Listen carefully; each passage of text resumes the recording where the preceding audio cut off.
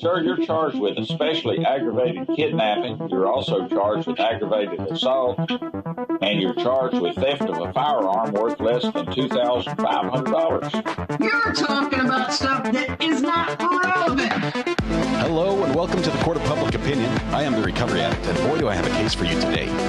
Why is the dog chewing on this guy? I think they have got the wrong guy there. Got the wrong guy, and the dog was biting him. He roughened him up quite a bit. There's a lawsuit.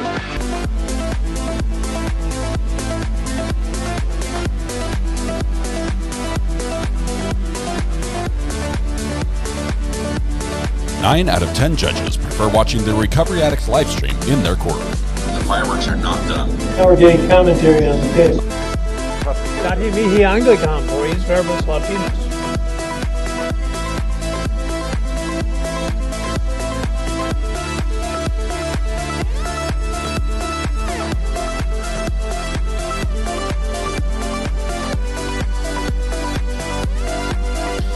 Alrighty, I think I'm back. I'm ready to go. How was your lunch? Was it good? I had we probably should. I had spicy maple bourbon pickles on my sandwich, which is always a good lunch. Love the spicy maple bourbon pickles. Alex stole it as well. Alex stole them. Hello to Golden Girl, first in chat this afternoon. Congratulations on winning the internet. A repeat offender, winner. Excuse me. Pardon me, Golden Girl. Didn't mean to out you there. Repeat winner. Good to have you back in charge of the internet. It's been a little while. I think you remember how to do it, though. It should be safe in your hands. Thank you very much for being first in chat. Breaking the ice and letting everyone else know that the water's fine. Come on in. It's wonderful. Oh, a little bit of peace there. Let's see. This needs to go away. I don't want that there. All right. Yes, spicy maple bourbon pickles. That was lunch for me. Let's turn this off. Switch to this. Oh, that's the wrong one. Switch to that. There we go. Okay, and we'll take camera 3 on. Okay, we're ready to go. All right, all caught up. Everything's good. The audio is mostly better now today. It's doing much better today. I apologize. The intro, I played the entire thing with the. I'll be in and out visually, but I can hear you. I can hear you, but I don't know who it is. Hang on one second. Let's see who this is. This was Shannon RN. Thank you very much. Appreciate it, Shannon. Hope you're having a fantastic day today with whatever you're doing. I did see that somebody in here was said they were having some doing like some closet cleaning, like taking out their aggression on the on the case with some cleaning out of a closet. CJ just gives a super chat. Says, "How's it going?" with a super sticker. Sorry, which is not responding for some reason. It should say something, and it's not. I'll have to dig into that a little bit. Thank you very much, CJ, for the super sticker. Very much appreciated. We're going to get set to start up here again in just a second. For the record, I don't consent to that name. I don't consent to that name. Let me make sure the alerts are coming in properly. Super sticker, yes. Audio on. It's enabled. I don't know why it didn't trigger. Let me see if I can re-trigger it. CJ just sent a super sticker with 5. There you go. I got it to work. All right. Wonderful. There it is. Thank you very much, CJ. Appreciate that. Let's see. Jenny says, "I love to organize clothes." What work are you guys doing as we sit here and watch one of the most frustrating civil cases I've ever seen? Whether it's poor lawyering or poor witnessing, today has a lot of stuff going on. I do realize there's some awful, horrible news out of Tennessee today with another school shooting involving children. It is awful. My heart is broken. I don't know how to begin addressing it. It's terrible. It sounds like at least 3 children are listed among the fatalities. The shooter was a teenage, apparently a female teenager. And she's also listed among the fatalities. But terrible, terrible situation. Just had to rewind when RI said the attorney is blowing up this guy's whole case to see why. Am I right? Is it because he got Sanderson to admit he could have some facts completely wrong? Yes. when he admitted that he doesn't remember exactly what happened, that's like one step below him saying that what he said wasn't right. That's as close as you can get to him saying, it might not have happened the way I said it. So that's why he was blowing up the case there. Hello from Sweden, from Sweetheart. New subscriber. Really enjoy your calm energy and tips on tech, plus the friendly atmosphere. I'm watching a soccer game at the time as watching this trial. Annie, thank you so much. Love that you're connecting from Sweden. I've never been to Sweden. I've been to Norway, but not to Sweden. And awesome. My wife loves watching two things at once. So she'll have like me in one corner and another video on the other, and she'll follow both, and she'll have them on high speed. She loves doing that. So that's great. Hopefully your team is winning on the soccer match. Let's see. Recover Addict, where it says live chat and all messages, is that the count of people in chat? Let me check. Hang on one second. Let's turn that off. This on. Okay. Live chat. I can't even see it because I've got the wrong screen pulled up. One second. I'm going to kill that audio for just a minute while we wait. Live chat and people in chat. I don't know. I'm seeing it differently. I show we have 357 people here. Is that what you see? That's my rough count as we're just getting started, getting everybody back in after the lunch break. It takes a little bit for everyone to finish up their lunches and get back in here, which is all good. Let's see. Becky Lou says, I paint while I watch and listen. Well, I'm going to have to see some pictures of the paintings then. Becky Lou, you've outed yourself. Now we need to see. We need to share. Franca Romano says, new to your channel. Wonderful. Welcome, Franca. I love Swedish meatballs. I'm not sure if they're really Swedish. Are they Swedish? Nicole, welcome to the gallery. Thank you so much for becoming a member. Welcome. One of the benefits of being a member is that you get to type just what Lindsay did right here, ! seat in chat, and you get to move right up to the front row. That's awesome. Okay, let's see who else we have. I asked what you did on lunch. Let's see. Does anyone have a local deli or restaurant? Subway is the only thing for is Subway the only thing for a sandwich? Yeah, that's I wouldn't call that a deli. Although I do like Subway. I have eaten many a sandwich there. I wouldn't call that a deli. The plaintiff's lawyers are either incompetent or con men. This guy never had a case against her. Jalen says, I'm crafting a beaded lampshade next to an open window while it rains. Lovely evening. That's a skill I do not have. Getting the whole beads on the needles and everything. That's impressive. Let's see. I know a couple of you are tweeting over the lunch break because I saw your tweets, JT. I'm looking at you, man. Good stuff. I think that I misspeak all the time is a bad thing to say on the witness stand. Yes, that was very good of him to draw that out. I read the woman shooter was 28. I heard the shooter was 28. I thought it was a teenager. Maybe I misread. 28-year-old female. Okay. All right. I've been meaning to do this closet purge all winter, so today was the day. Red Pen, you were the one who were cleaning out the closet during this testimony. Feels good to be productive while enjoying the stream. It's always great. Put me on in the background. It's okay. Shout out to the lurkers as well. We have to do that. Those that lurk and listen. That is perfectly acceptable here. Couldn't find them at Walmart. Susan, you might have to ask around. Sometimes they hide them, and they are on the top shelf usually. Okay. Let's see. The messages aren't showing up on screen. I fixed it. Thank you. Name is Mud. I apologize for that.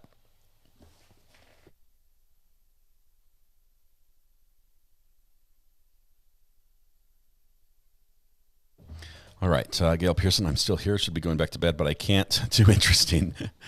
Well, if you fall asleep, Gail, it's all right. I won't tell anybody. Listening while delivering for Uber Eats all day. Selena, delivering for Uber Eats. That is awesome. We actually talked about Uber Eats.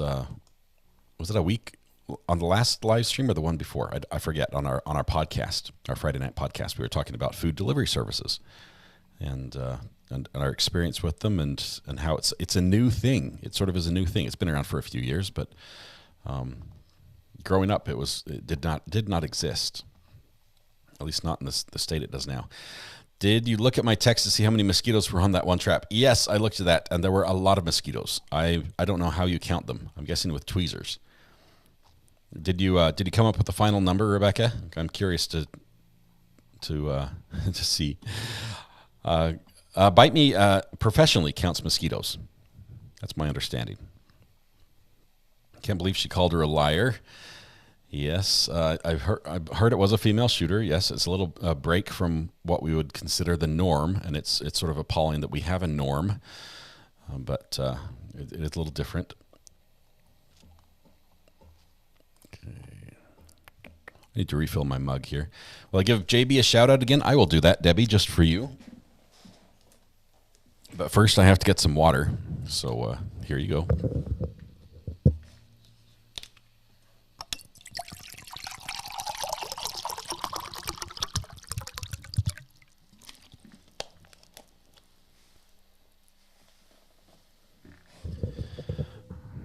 Becky Lou had just got one of your recent paintings, Highland Cow. I love the Highland cattle. I don't know how they see their way around. Great painting.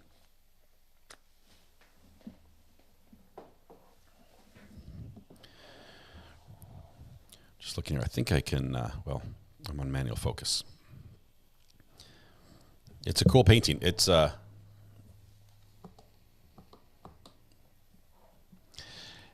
Highland cattle. It actually looks better out here than up here because of the focus, but I can change that.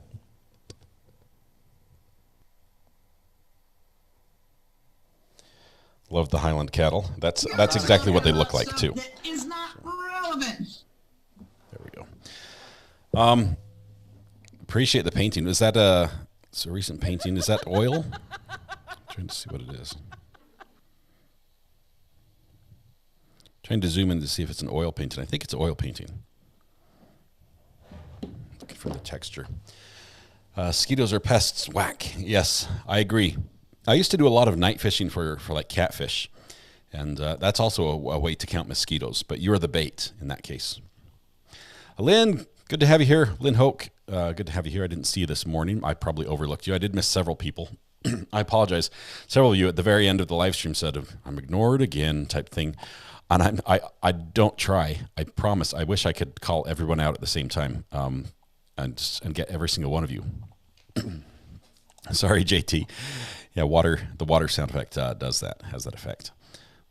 Let's see, Lisa, I love seascapes, piers, countryside sunsets, anything that catches my eye. I'm a sucker for a sunrise or a sunset over the water. That is just amazing. I mean, the second best is the mountains. I love that as well. Let's see, I work for mosquito abatement. Love taking advantage of the wisdom here in chat. So would you mind asking if anyone has any tire recommendations? I need some new ones. Drive a Jeep Grand Cherokee, if that helps. Is your Jeep Grand Cherokee an off-road or an on-road Jeep? I think that might be a little bit of the factor. It sounds like you might be headed for some light truck tires. Have some good ones. I get my tires through Sam's Club because their price is a little bit cheaper than some of the other places. It's cheaper than my Bridgestone, Firestone, Big O, whatever brand of tire company you have. I seem to do better there. Unless you've got a discount tire, they are a little cheaper than Sam's Club usually. Have so many pics I need to edit. Big photography edit. I have 1 billion pictures on my phone. I have like 4,000 pictures I've taken just on my phone itself, and not counting. I'll take this camera, the main camera, which is showing me full screen twice. I'll take this the Sony A6600, and I actually love this particular lens I'm using right now. Is a 16 millimeter Sigma f1.4 lens, which does amazing things like nightscapes and landscapes. It's pretty good. Hey, Judge is coming in. It'll be just a minute before our camera feed catches up to that because we're a little bit delayed, but this has the best audio. So we might have some action here soon. Let me take camera 3, turn the audio on.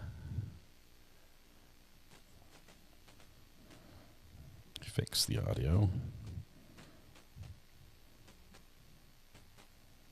Gonna drop it just a tiny bit. Okay, there we go.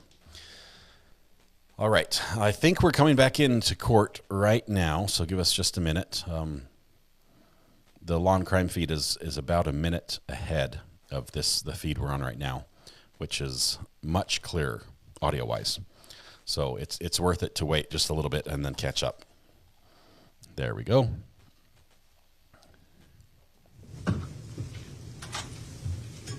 May be seated. I think the judge is wearing a bow tie again.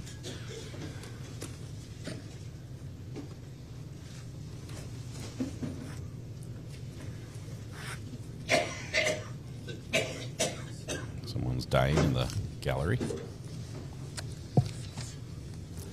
Calling Sanderson versus Paltrow. Looks like not quite everyone's present.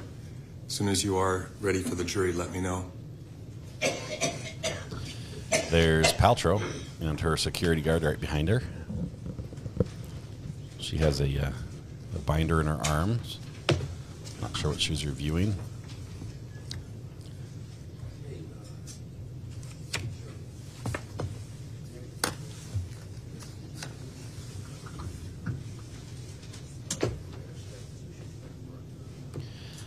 A couple of you were mentioning a live stream last night that Rob from Law and Lumber and what's his name?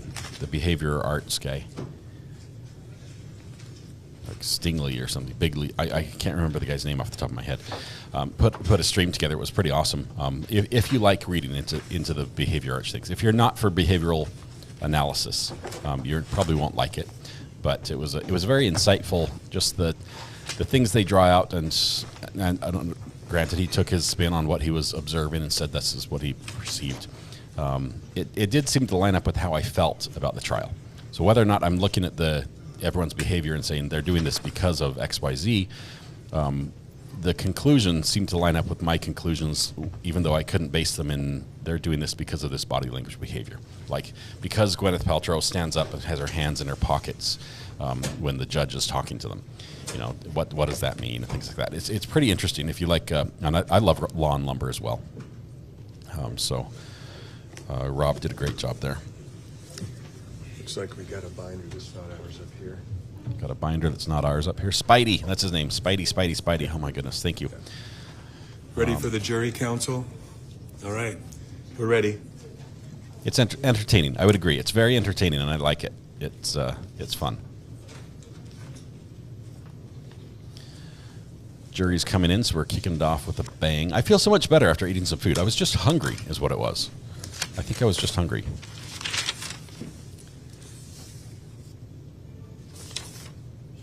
I heard a text message just come in on somebody's phone in the court. Bring the jury. No verdict yet in the ice cream case. That is my understanding as well. We're looking at. Let's see.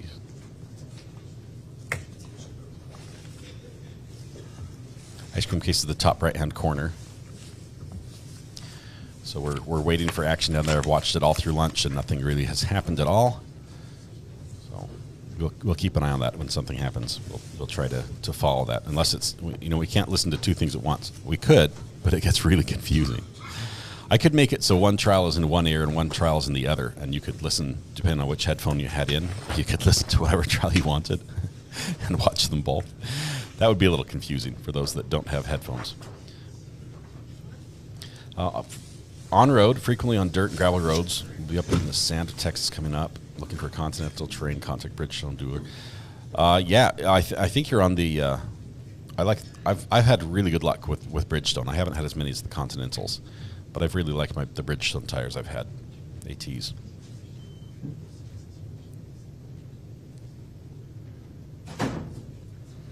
Okay. Thank you and good afternoon. You're welcome. Mr. Sanderson, would you please retake the witness stand? Your Honor, we made an agreement. Oh, okay. Sure. So because we have Deer Valley people lined up, I would like to continue my questioning of Mr. Sanderson, but at a different time. Okay. Very good. And so who's the next witness? Eric Christensen. Mr. Christensen.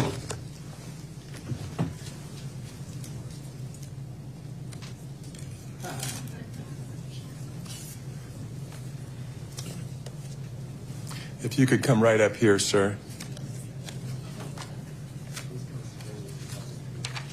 Hi. Please raise your hand. Thanks. Do you swear that the testimony you are about to give in the case now before the court will be the truth, the whole truth, and nothing but the truth, so help you God? Yes. Thank you. You can have a seat. Good afternoon, sir. Just right around here, and there's the chair. Looks like he's wearing his judge's robe, too. I was And the confused by that. Armrest has been acting up again. So don't fall out of the chair and sue. So now they have knowledge of a faulty chair, and they're going to have him sit in it anyway. I'm sorry, I have a cold. Sir, one more thing. Would you please state your full name and spell all the words? My middle name also? Sure. Okay. My name is Eric Paul Christensen, There's a lawsuit. PAULCHRISTIANSEN.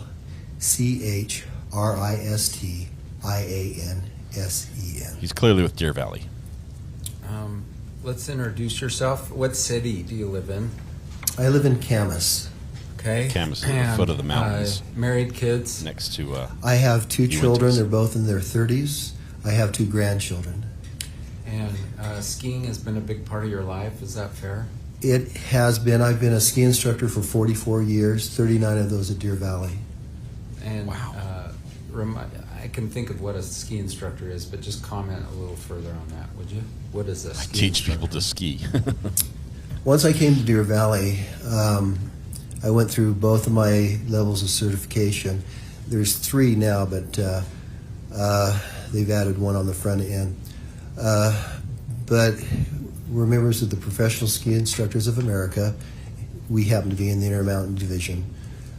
I'm certified to teach all levels, from young kids all the way through adults, from never-evers, never been on skis, through experts.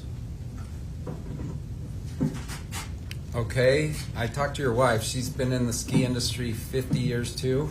She actually receives her 50-year, she just received her 50-year level 3 pin, yes. But during that time, she spent 32 years as a patroller at Park City Mountain Resort. She was a weekend patroller. You mentioned level 3. Is 3 good? Yes, it used to be called associate and full, and then they changed it. They added a bronze pin at the front end, and so it went level 1, level 2, level 3, and so the former full certified is now called level 3 certified. Sir, I'm going to ask James to show you a 20-second animation. May I do that, Your Honor? Will you The approach attorneys the are bench? shaking their heads. Sure. The attorneys behind for Terry Sanderson are like, no, you can't do that. This animation is the depiction that the defense feels best describes the events of that day. You can see them shaking their heads that they do not want this animation shown to the jury. Animations allow you to really get an idea for how a story is told. You think of a cartoon. If I were to describe a cartoon to you, it would you could probably understand what I'm talking about. But if you were to watch the cartoon, it would make a lot more sense. They would love to show this to the jury and say, "Here's what happened," according to Gwyneth Paltrow. And they're gonna try to bring that in. I think they're gonna need foundation to do it. He did not lay any. He might be asked to lay foundation here. He basically just tried to barge through the front door and show the video first, but there's no basis for that. If they don't get this animation in at all, this would be a huge loss for Gwyneth. Massive.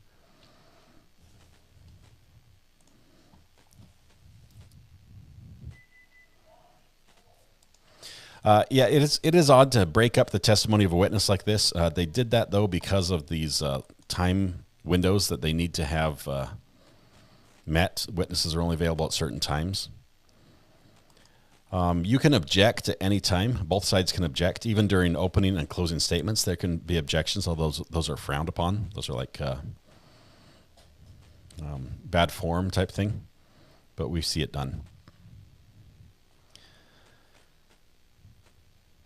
Yes, he's gonna retake the stand after he picks the guy apart. So we're gonna have all this testimony that he can use to throw in the guy's face. Why not replace the faulty chair?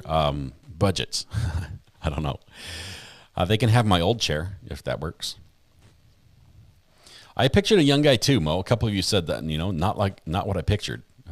This older gentleman, but like 40 some odd years of ski experience. That's incredible. And he's the one that earns big money, right? The $8,000 bill, I think that was for him and one other person. Not sure how much of that he got to keep. All right, Lisa, I'll take a look at the burner phone email. Let's see, somebody just...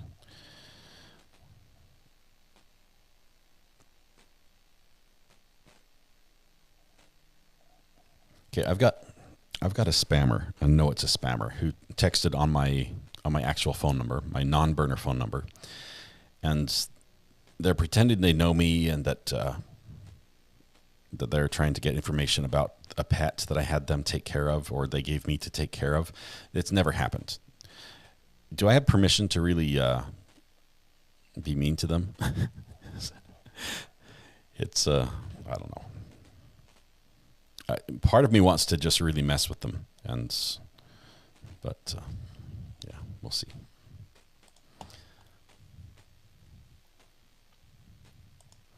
If you ever want to change careers, you would be awesome as a golf announcer for pro tournaments. Mr. Woods is lining up on the 7th tee. There's a slight breeze from the northeast. A hush falls over the crowd. I don't think I could do that. I don't think I could do golf. Objection over. Are you hiring? Well, I'm holding it in abeyance right now until you show the witness the animation. Oh, the witness gets to see it. James approach the witness. So the witness is going to get to see it, and then they're going to say, "Would this help you describe it?" He's going to say yes, and it's going to come in. That's my pick. Or plaintiff's counsel needs to see what's being shown. You can come up here also. Everyone into the witness box. James is going to run a 20-second animation for you. Okay. For the record, this is the number 6. True. Of the animations.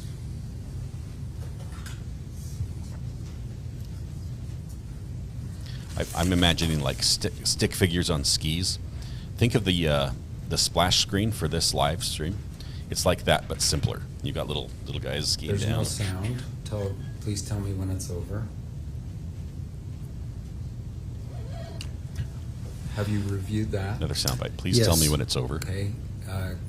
Could I have plaintiff's counsel go back? Will that help you explain your testimony to the jury? Yes, it will. Will it help explain the position of the parties at the time of the accident? Yes. Does it help explain your recollections of the events? Yes, it does. Is it substantially similar to your recollection of the events on the date in question? Yes, it is. So, Your Honor, I move to publish this animation to the jury as a demonstrative exhibit. Here comes an objection. Plaintiff objects. The demonstrative is not illustrative of the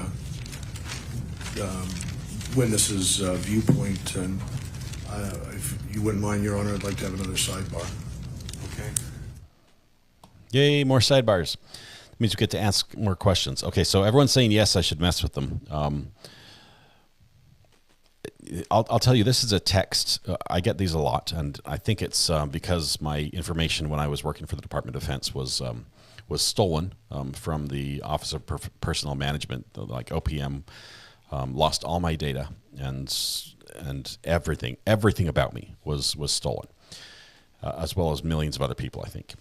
So I get these people fishing for information, trying to get connections, and usually it's presented as a female, although it's most often not a female that's texting me, and they send a picture of themselves, saying, "Hey, it's been forever, just want to talk," type thing, and then they'll want me to switch over to another texting app that better suits their purposes, because they can transfer files and get me to try to get me to click on things that would give them access and things like that. So I don't fall for it. So I never leave my texting app, but I do respond and string them along a little bit. So I might do that and then show you after I'm done what happened. We tend to believe what we see on video. I want to see the animation. Apparently there's like 6 animations. I want to see all of them. I'd like to see the one that portrays the events as Mr. Terry says they happened, as well as one that portrays the events as Gwyneth says they happened, and then all the other ones in between. I think the skiers would be intertwined and have a rumble tumble down the slope. I envision that happening, and then snow building up around them as they roll, and then there's just skis sticking out as it rolls down.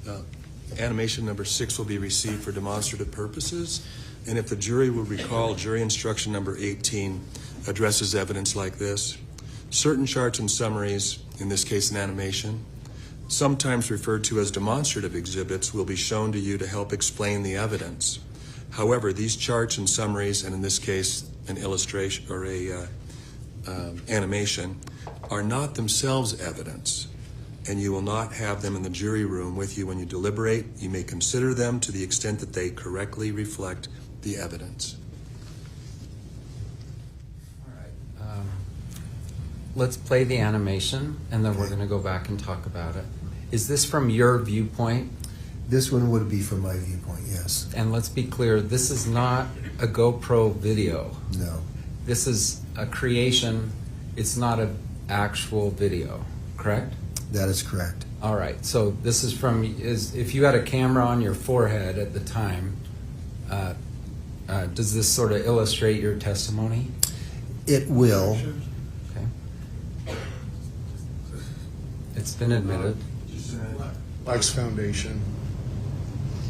They really don't want to show this. Let's play the video. Oh man, it's a good video. No stick figures or anything. Zoom.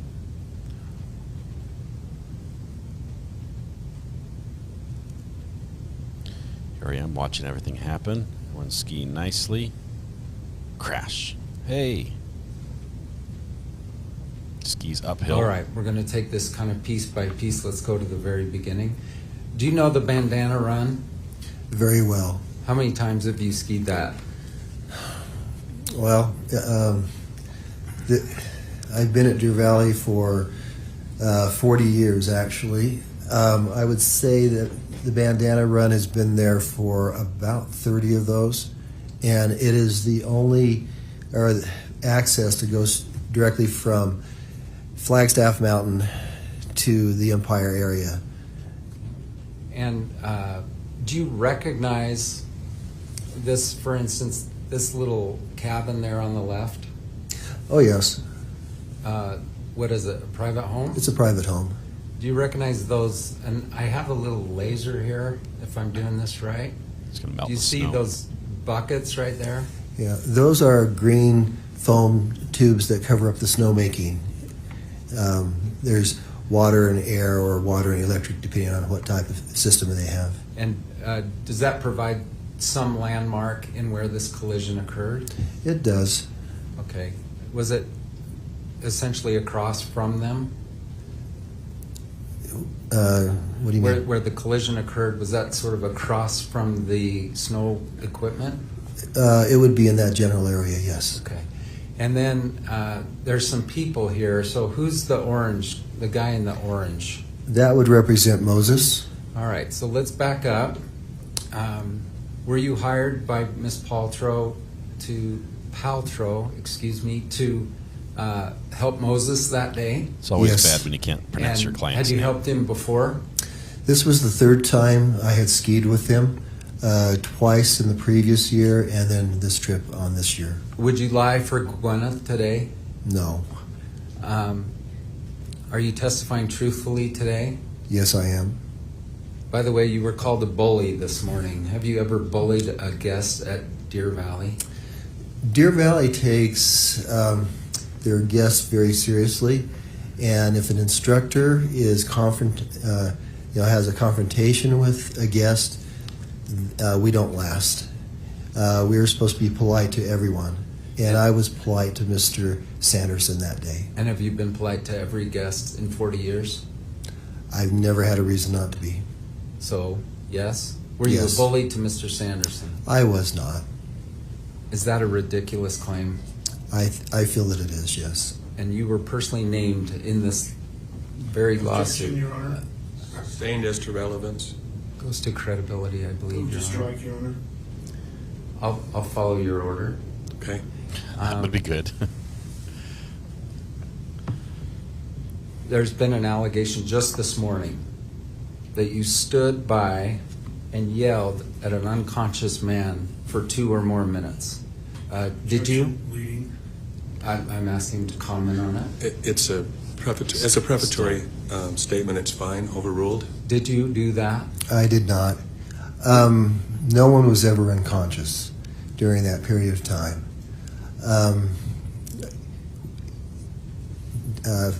Where do you want me to start? Yes, it's a big story. Okay. Okay. Who are these two people on the animation? Those would represent Apple and also Carrie Oakes, another instructor. All right. So they were a little head. Is that fair? They were in the proximity. I can't tell you for sure exactly where they were, but we were all in the same proximity. And do you actually recognizing this as an animation, but does it illustrate well the geography of the actual run? It does. Do you know anything about like a special photographer going up and actually contouring the run? Well, it is what I've been told. It is an actual photograph of the run. And this was a clear day. It was. And that's. Do you know whether this was the actual month and day, not the year, of the actual incident itself? Like this is literally the day, like February 26th? Right. I was told that the other day. Okay, you don't personally know that? No. Okay. All right. The title of this image is Christensen's POV, point of view, and let's run it, and then James, I'll ask you to stop at some point. I sent my first text back. Okay, let's stop. Who is that? That would represent Mr. Sanderson. All right. Why is it you would look up to see someone like Mr. Sanderson? Well, when you're working with students, especially if they're children, you're always looking around. It's very much like driving. You're aware of everything around you. The one thing this animation does not show is I actually watched him make several turns down, and that's what caught my eye. And so Mr. Sanderson has some very strong skiing skills because he was skiing edge to edge, rolling his skis. An intermediate skier skids much more, but he was skiing edge to edge, and he was making what we would refer to as GS, giant slalom turns, which basically means that they're round and large and fairly fast. Okay. And comment on Moses's ability? Moses, I think it was maybe his fourth time. He went to Big Bear one day, from what my understanding, and then he had skied a few days with me on one trip, a couple of days on a second trip, and this was his first day of this trip. So he did not have a lot of experience. He was 9 years old, and so he was still in a wedge, and so we were skiing very slow. We were skiing on the side of the run. And comment on Gwyneth's skill level. Gwyneth is a strong intermediate skier, and she was skiing skiers right while we were on skiers left. And one of the things that's interesting is that she was making short radius turns. Now, when we teach people how to be safe, one of the things that we do is we try to teach them to ski not right down the middle of the run, because that's where all the traffic is, but if they can ski a shorter radius turn on the side, that means they're in a narrower corridor. It also means that they are out of the line of traffic, and uphill skiers who are faster can watch and anticipate them and miss them. And that's what she was doing. She was actually skiing short radius turns on the skier's right next to the edge. I did jump beyond your background. So when it's not ski season, what do you do for a living? I also teach at the Winter Sports School. It's a high school that was set up for winter athletes. And so we start in April, and about the second week of April, and then graduation will be the week before Thanksgiving. And so the students get an academic education, but they also get 5 months off during the winter to work on their sport. I think I mentioned that your wife is a level 3 instructor. Are you a level 3 instructor? Yes, I am. And is that the highest level? It is. And highest means most advanced? That is correct. Okay. All right, let's run the video just a little bit more.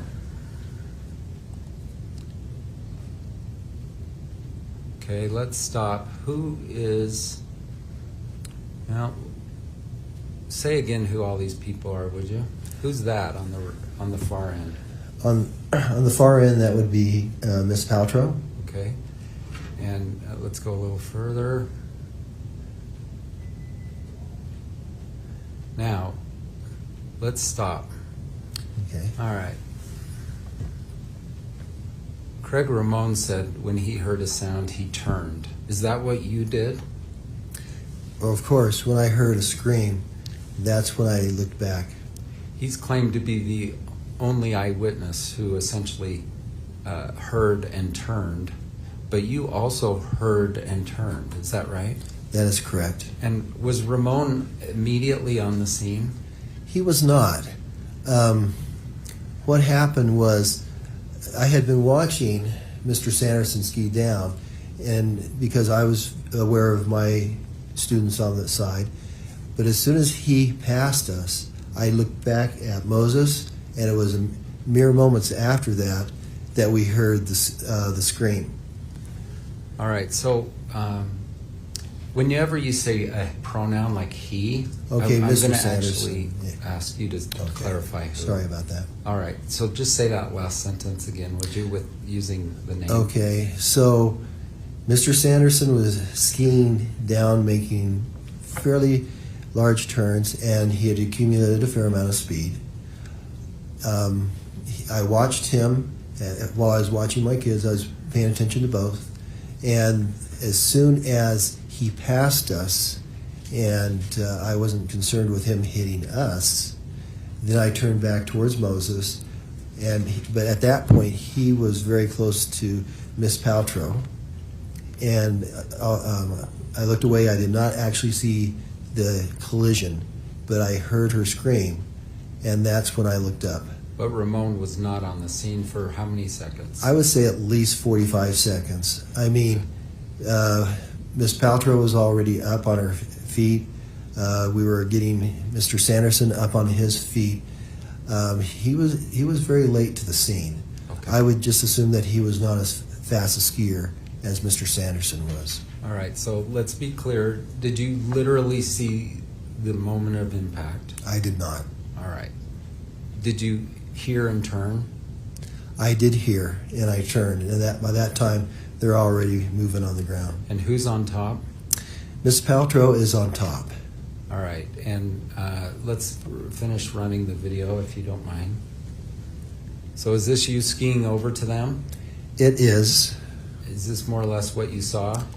Pretty much. They were below me, so the first thing I did was I turned to Carrie and I said, asked her to take Moses, and I said, I'm going to go over to see what happened. And at that point, I traversed across. They were below me, and so I didn't have to skate or anything. I just Did you hear Miss Paltrow say anything? When I got there, Pal, like a pal. Yeah, okay. When I got to the scene, she was talking and a little bit upset. They were both talking. The first thing I did was I took off my skis and I moved around on would have been the right-hand side. And they both had their heads uphill. Both sets of skis were still on both she and Mr. Sanderson. And their skis were below them. And they were basically lying pretty much on their backs. Okay. And I think Ramon said that their heads were downhill. Do you agree or disagree? I disagree. And you even smiled. And why did you smile? Well, for one thing, he wasn't there at that time. But no, they were, I don't know how to describe it with my arms, but, they were on the slope and she was underneath and he was on top of her. And he also, Ramon said that Mr. Sanderson was a spread eagle pointing downhill. Did you observe that? I never. Both people were on top. You would have remembered that, wouldn't you? The lawyers caught it. Well, of course. Okay. And then when you first came over, then I heard you say Gwyneth was upset. Yes. Is that the first thing you heard out of their mouths? It's been long enough. Excuse me. It's been long enough ago that I can't give you, an exact, play-by-play of who said what when. I do know certain statements were made. Okay. And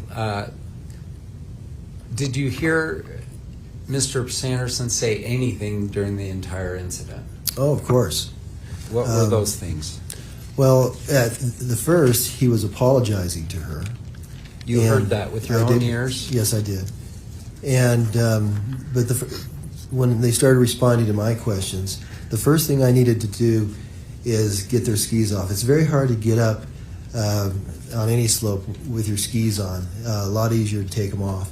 But also, they were entwined with each other. I mean, they were kind of, tangled up with each other. And so the best thing to do was to get their skis off. That's the safest thing to do. And so she was on top. And so I think you might have said at some point Gwyneth was underneath, but she was on top. That's your testimony. Did I?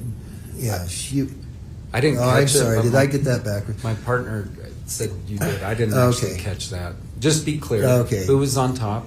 She was on top. Okay. Mr. Sanderson was on the slope, lying down, and she was on top of him. Okay. I'm sorry. And their skis were intermixed. And their skis were kind of tangled up with each other with their legs. Okay, first thing you did, I heard you say, you removed her skis? Because she was on top. It's the only way I could do it. Okay, and help her sort of separate? Right, I gave her my arm and helped her up. And then I immediately went and helped get Mr. Sanderson's skis off. And then I put my arm out and helped him up also. Did you just grab him and jerk him up onto his feet? Of course not. Would you do that? That would have hurt my back. I'm too old to do things like that. No, I just simply gave him my arm to help him get up. You heard him say what words in terms of the apology? He said, when she was talking to him, he simply said, I'm sorry. But then he also made a statement about, she just appeared in front of me. Okay, you remember those words? Yes. What would that indicate to you in terms of who was the uphill skier? Well, what indicates that he was the uphill skier is that I witnessed him coming much faster than anybody else on the slope, coming down the hill, and I looked away mere moments before the impact. So that's number one, why he would be the uphill skier. The other thing is that it would be very difficult to be underneath her if he hadn't hit her from behind. and explain. Well, Objection, foundation. I don't know what that means. He didn't see it. I'll allow a Okay. Instructionist. Go ahead. what I did. Just a second. Overruled, I think. Okay. He was there, his perception. What I did see is everything leading up to it and the immediate aftermath. So I cannot speak to the actual collision, but I can speak to what I saw immediately before and the aftermath. Right, but I think you told me at one point, like if a soccer player takes out someone's legs, they're underneath. Yes, it would be very similar to that. It's a situation where it would be almost impossible to be in front of Miss Paltrow and then end up underneath her. So I heard a few things. If we're trying to outline things you heard from Mr. Sanderson's own mouth, she appeared right in front of me. Yes? That is correct. I'm sorry. I'm sorry. Yes. He was not real talkative, to be honest with you. How about, did you ask him, are you okay? I had to. That's the whole time I'm removing skis and getting ready to help him up, I'm asking, are you okay? Are you okay? So the answer, did you ask him if he was okay? I did, and he was affirmative. He said yes. All right. And did a ski patrol duo come by?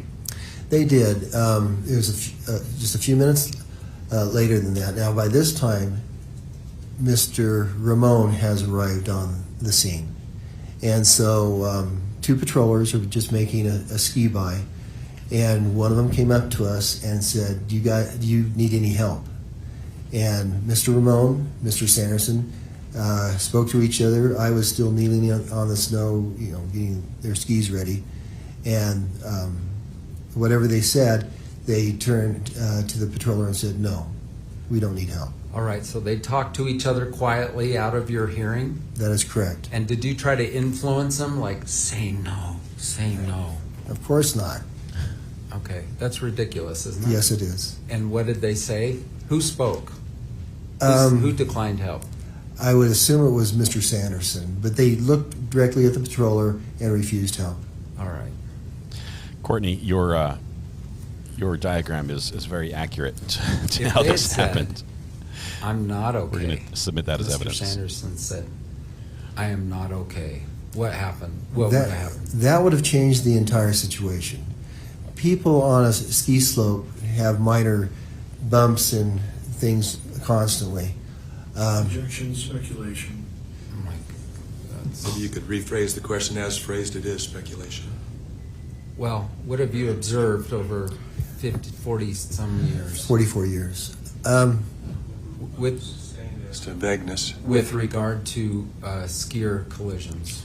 Okay. Objection. Sustained. Okay. Have you yourself? I can answer the original question. So the judge sustained it, so I'm rephrasing my question. Okay.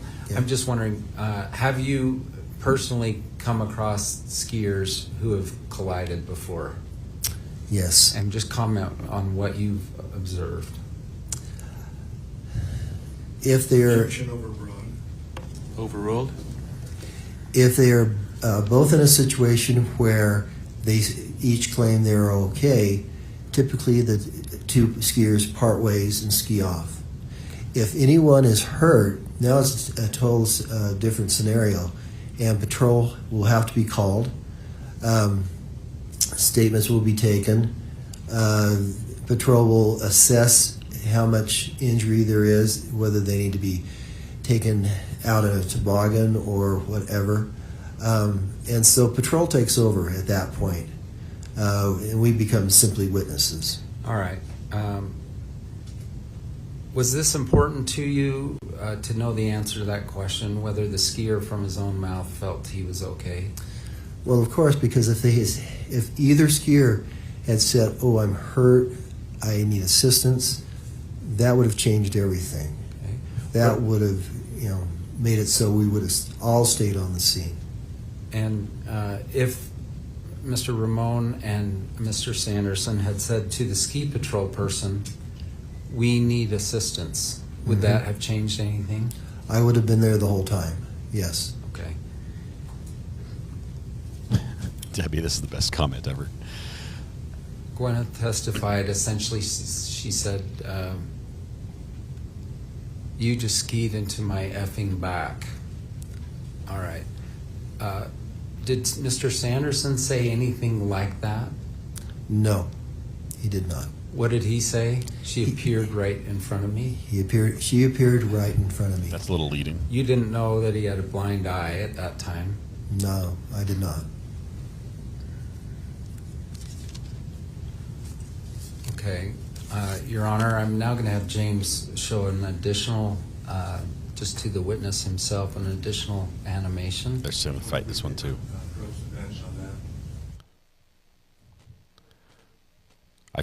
I hope that these next animations have sound with all the Gwyneth Paltrow and Terry Sanderson back and forth.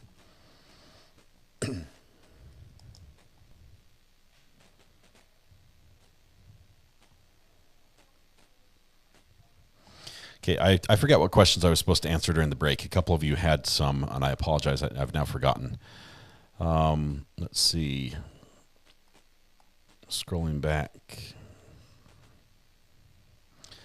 Will Weather Watch teach me how to ski? There are some things I just can't learn, and I think that might be one of them. I see a couple of your comments out there. This the testimony we're hearing right now is rife with innuendo. Don't go there. Just know most of us can detect that already. Let's keep the chat clean. The mustache is fantastic. The witness has a fantastic mustache. It reminds me of like a Magnum PI type mustache.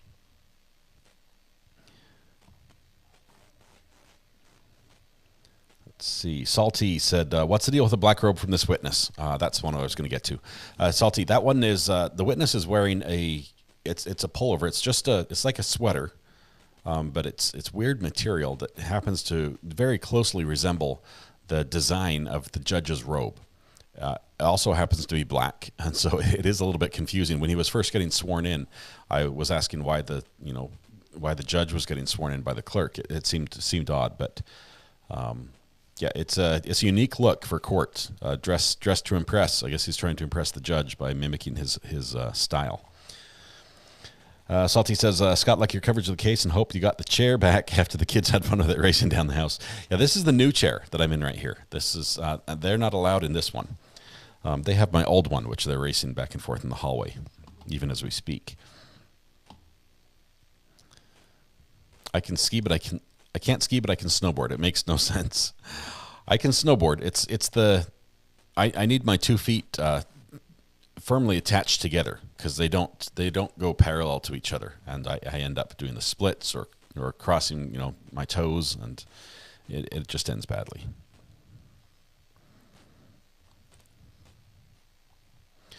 Ski instructor does not come across as a bully to me so far. I think it's a windbreaker type of pullover. I would agree. It looks like an outdoor. It seems more like outdoor clothing than dress for court. It's like keeping your coat on the witness stand. So maybe it's chilly there. I will say the female plaintiff lawyer, the color of jacket she's chosen, her little dress coat that she's wearing, seems to be almost identical to her hair, and it gives her hair a green tint. Maybe it's just my eyes playing tricks on me, but it's interesting. What are we writing down, Carla Tate? Notes for the final. That's about the only thing we're writing down. Just notes on every witness, all the testimony, objections, how many times prosecution or plaintiff versus defendant is sustained. Don't picture this witness grabbing a knocked out man by his collar. It doesn't play well in my head. Maybe if they showed an animation of that would make more sense. I will give them props on the animation. It is so close to actually my thumbnail for the video. Little did I know how actually accurate my thumbnail was when I created it to the trial. But now I'm feeling proud of myself that I sort of got ahead of everybody. I had this days ago before we knew there was an animation that closely resembled it. I can give you an update. Name is Mud. On lunch break, my daughter came and grabbed my hand and pulled me up to her room to show off the new creation she made out of the box. She climbs in the top. She has made it's a castle with a drawbridge, including a recoil system where she can pull the drawbridge back up without reaching out and lifting it manually. Has little windows cut in it. It's pretty impressive.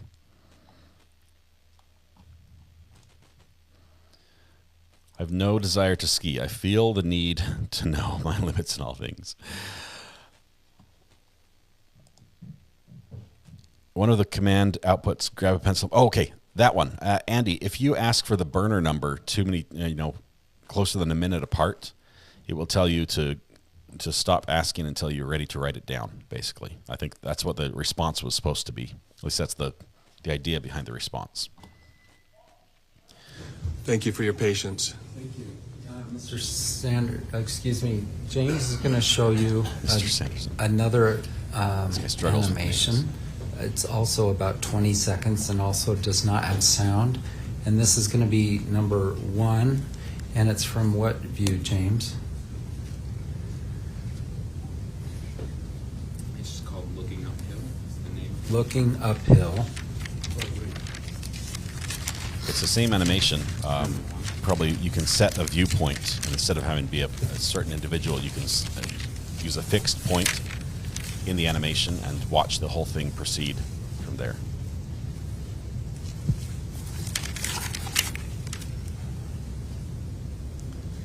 What kind of computer is that James is using?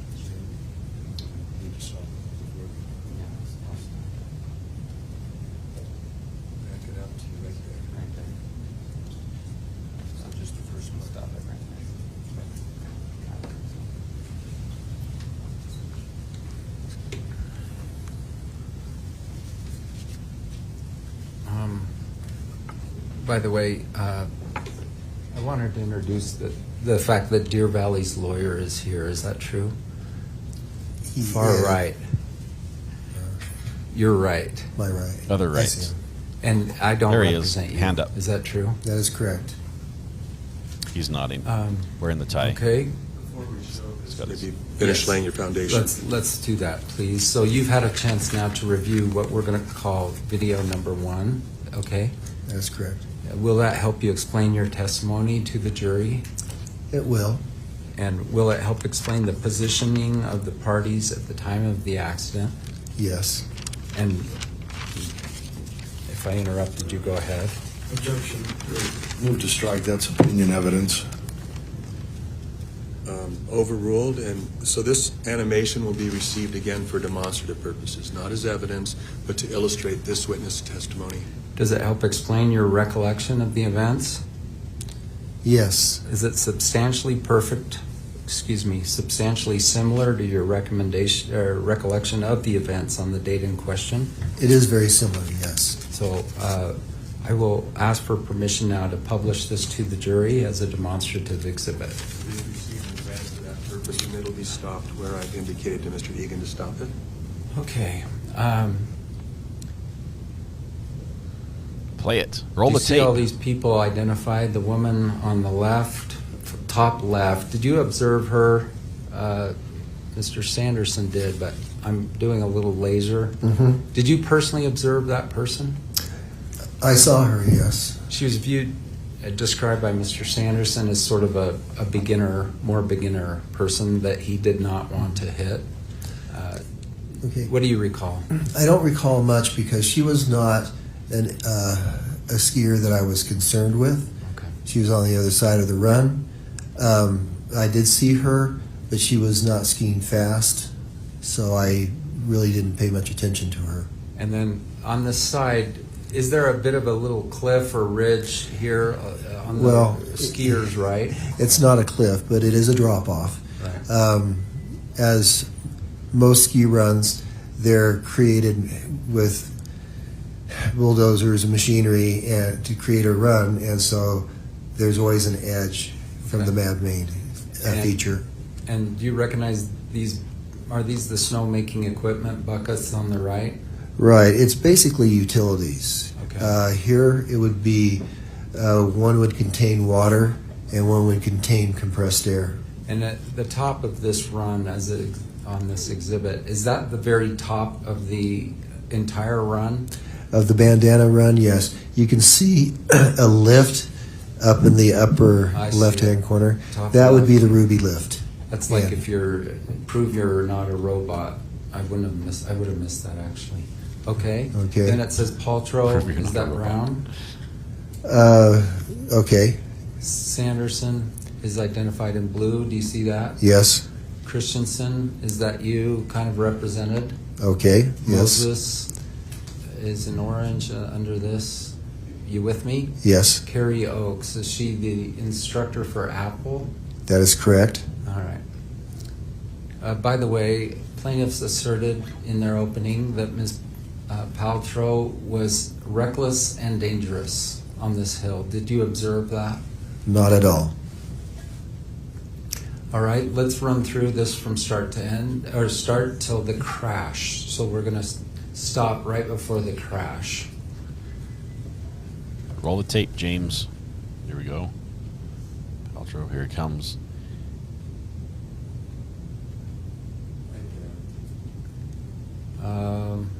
Actually, we need a little bit more. Because now you've got Sanderson on the wrong side of the run. Can we do it just a little longer to see where they're... Well, let's talk to you. So when you turned your head, we want to fast forward over that. So you tell us, there's Gwyneth and there's Sanderson. Did you see a little bit more of this, or was this the end of what you saw? I saw a little bit more of this, and can we go slow motion until he says, I want you to say stop. Okay. The judge is the governing person here, but you say stop when you no longer observe something? Is that okay, Your Honor? Thank you. Okay. Once he was below us, okay, so he's heading back. I would say right in there. Okay, you turned away, and then at some point you came over, and so James, if there's a way to, were they at a complete stop when you came over? Yes, they were. And so is there a way, James, to move this to when they're at a complete stop? Yeah, it should not show us while he moves it that way. Just skip the part he doesn't know. He's going to put it back on here. Okay. All right. This is you on the right. Is that? That would be correct. And then they've now collided. They're pretty close to the edge there. Would you agree? Yes, because as I walked around, I was actually standing below the lift. Below the run slightly. And there's the buckets right there, right? Right, those are the tubes. And now can we play the remainder?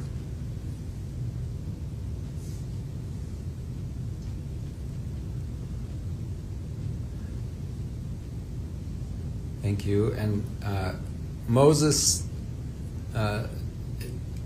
is going to say he essentially followed you over. Do you have any and heard something? I'm just wondering. Okay. So Your Honor should rule. Sustained. Okay. Okay. Okay. Okay. Did you observe? Am I in the way? Sorry. Gwyneth upset. Yes, she was upset. I'm sorry, guys. Would you? Getting some cool texts. When you're skiing, you don't expect to be taken out because that happens very fast. We cannot look behind you. Now, I'm in the habit of always looking uphill because quite often if I move my head. Okay, just let's I'll be a keep little it more away. precise. Here, let me move it over was here. Gwyneth upset? Gwyneth was upset. And yes. what did you observe?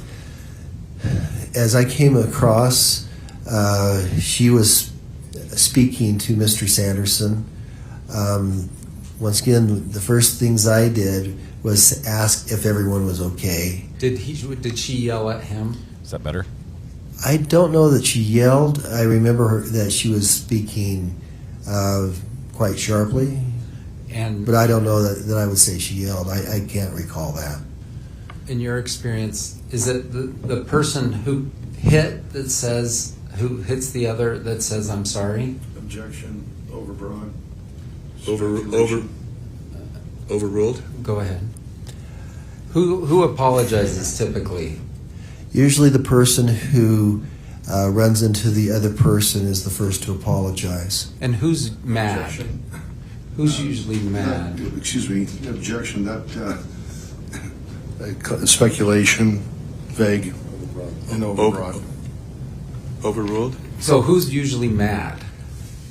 Usually a person that feels like they were the victim is upset.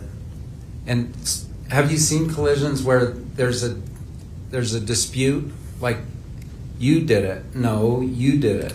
Have you been there? That happens from time to time. Was there any dispute between these two among what you saw and heard from them?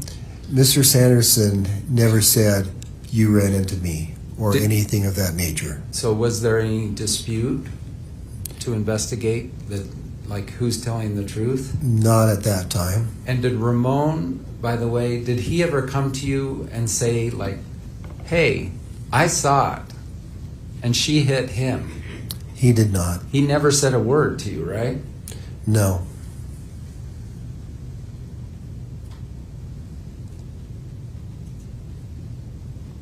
All right. Let's go. Still watching. The next, nothing in Ice Cream Man yet. James is going to come show you another one. So I moved to admit this one, I believe, and it was received. We reserve our objections, Your Honor. Yes. And James, do you mind? Thank you.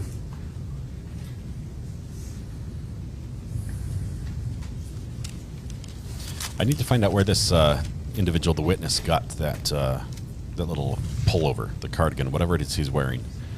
Would you just approach before you do that? I wouldn't mind having one just like it. He looks like the judge. I mean, other than it's not a zipper. If somebody could do some Googling and find me a link, that might be our new uniform.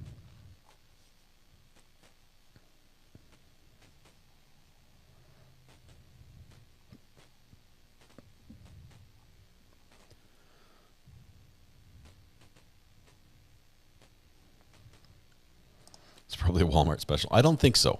40 years at Deer Valley, living in Camas.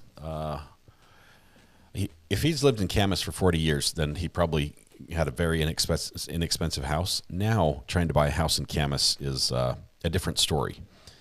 The home values up there have shot up quite a bit, so his home's probably worth a ton. But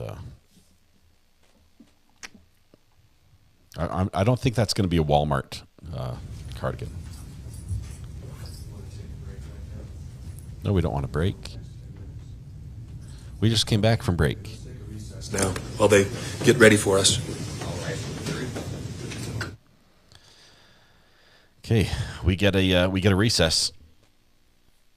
He got over his cold over lunch. I think he ate some spicy maple bourbon pickles, and that sort of cleaned out his sinuses, and he was good to go. Looks Trey Share to me. I bet it costs $250. Yeah, if somebody could find me a link, I would be willing to temporarily mod you so you could share the link in chat. 5 minutes.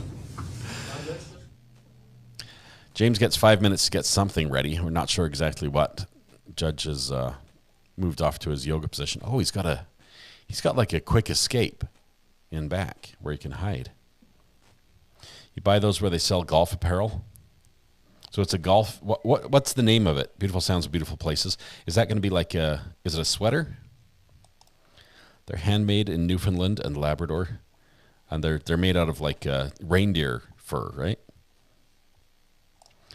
Mark Tinsley's or Creighton's lines about getting out ahead of your skis would have come in amazingly in this trial. Hey, look who's calling in. Call from Mr. I. Mr. Ivan. How are you doing, Ivan? How are you, sir? Good. I have to say, I saw your naughty comments in chat, and I chose not to comment on them, and the mods were quick to delete them.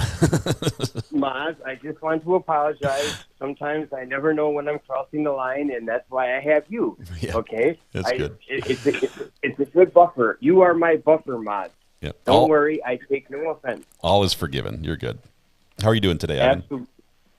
I'm doing great, other than the fact that Rebel took me onto a patch of black ice and wiped me right out on my Russian behind in front of... Please tell me you were filming. Please, I mean, I'm... Man, do I wish. I wish. If I was filming, you would have already known about it. I mean, you would already have the file. Okay. Oh, man. Oh, So what do you make of the circus this afternoon? This is crazy. This is continuation. Obviously, we've seen this same sort of drama throughout all this. The testimony back and forth. I have to admit, I was not convinced that the plaintiff was being truthful. I don't know where the line is of what he was saying that was true and what wasn't. He wasn't. It rubbed me wrong when his daughters responded the same way, when they were very hostile and not remembering anything when they were under cross. It doesn't sit right with me. I don't know. I don't like how it's that same old story. And I get when you are on direct, you're going to be much more confident. You're going to be much more articulate and precise. But when he was on direct, you would have swore that this man was right off the Senate floor. There looks like to be nothing wrong with him. In the moment articulate, he got verbose, yes, so many details. That man had more details, than an R.L. Stein novel. I mean, for goodness sakes, I mean, he couldn't miss. And then all of a sudden, when he got in front of Owens, he shrank up, like it was nothing. It was. I hate it when there is such a dramatic contrast between direct and cross, because that tells me something isn't passing, the BS test. Yeah. Now, you know what I mean? Now, here's the thing. I look at that, and I have to say that on one hand. On the other hand, arguably, Gwyneth Paltrow could just be much better at it, considering she does this for a living. She acts for a living. But I'm not comparing him to Gwyneth Paltrow. I'm comparing him to him, okay? So I'm comparing him, not to her, of course. She's a seasoned A-list actress, whatever the heck that means. Like I said... It just means you pay them more. That's it.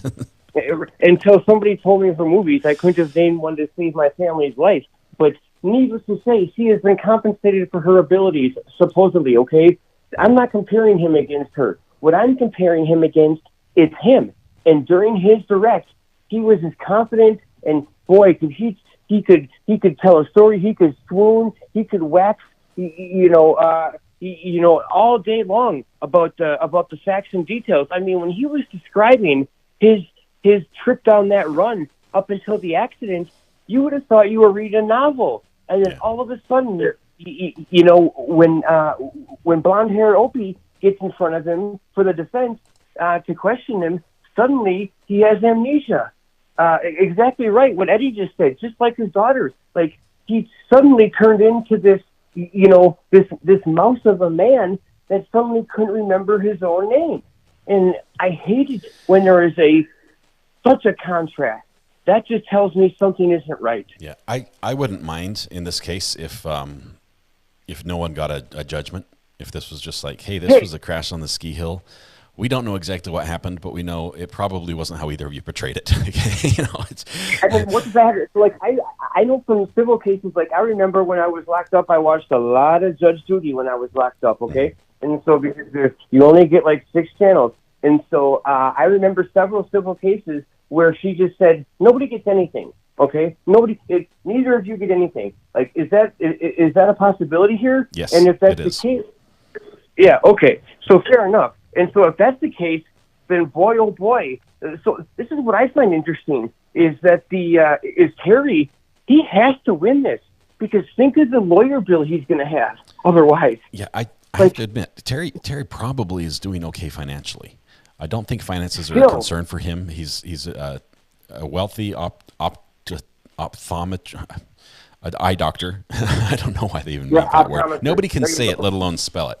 Optometrist, something like that. He's traveled the world. He's lives on the ski slopes in one of the most expensive places in the U.S. to ski. Fair enough, but when you're that age, do you really want a couple $100,000 hit for nothing? Yeah. I mean, I don't care how much money you have. Like, my dad is well-to-do. If he got hit with a $250,000 bill and had nothing to show for it, he wouldn't sleep for a week.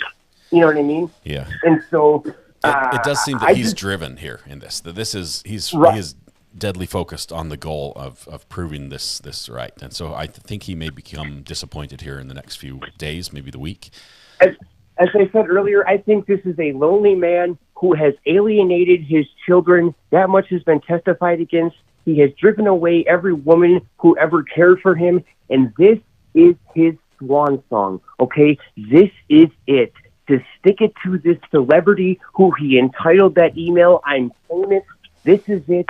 This is my landmark. This is my magnum opus, okay? And so this is what he is going down with the ship on. And if he cannot land this white whale, it's over. All right. Ivan, appreciate your take on this. I think I'm with you on most of it. So. All right. Have a great day. Love you guys. Love the addicts. Have a great day, guys. All right. See you in chat. Thanks, man. All right. That's all for now. Bye. I left this on the screen here for a little bit. Annie, new to the channel, I think today, from Sweden, is asking where we're from. Granted, most of us get an idea from where we're from. Ivan, who was just on the phone, is from Wisconsin. I am from North Carolina, also in the United States. We do have people from all over the world that do watch. As you can see, we've got County Durham, UK, from Gordon here. Great to have you here, Gordon. We've got people replying. We've got several people in Texas. Let's see who else we have. Portland, Oregon. Sorry, there it is. Portland, Oregon. Galveston. Smoky Mountains of North Carolina. We've got Pennsylvania. Feel free. Costa Rica, not USA. Samantha, thank you. One of our great mods. Thank you, Samantha. Lots of people. We do really have an international community here. A couple of you say that the top might be from the Deer Valley Ski Store, which I'm guessing they probably don't also sell online, which is a little bit of a disappointment for me because I won't be able to buy one then. Maybe I can have some friends from back there get one. Let's see, Churchill, New York, lots of cool places. Nova Scotia, Canada, Southwest Idaho, St. Paul, Minnesota, Boston, can I say that right, Carol? Boston, Florida, Sunshine State, Louisiana. Hey, there it is. Lisa says, I found your smock. Lisa, you get a temporary mod privileges. Can you link it to me in chat? And then I'll remove the mod privileges for you. Just go ahead and paste the... I'm trusting you here, Lisa. Don't lead us astray. Let's see where this smock is.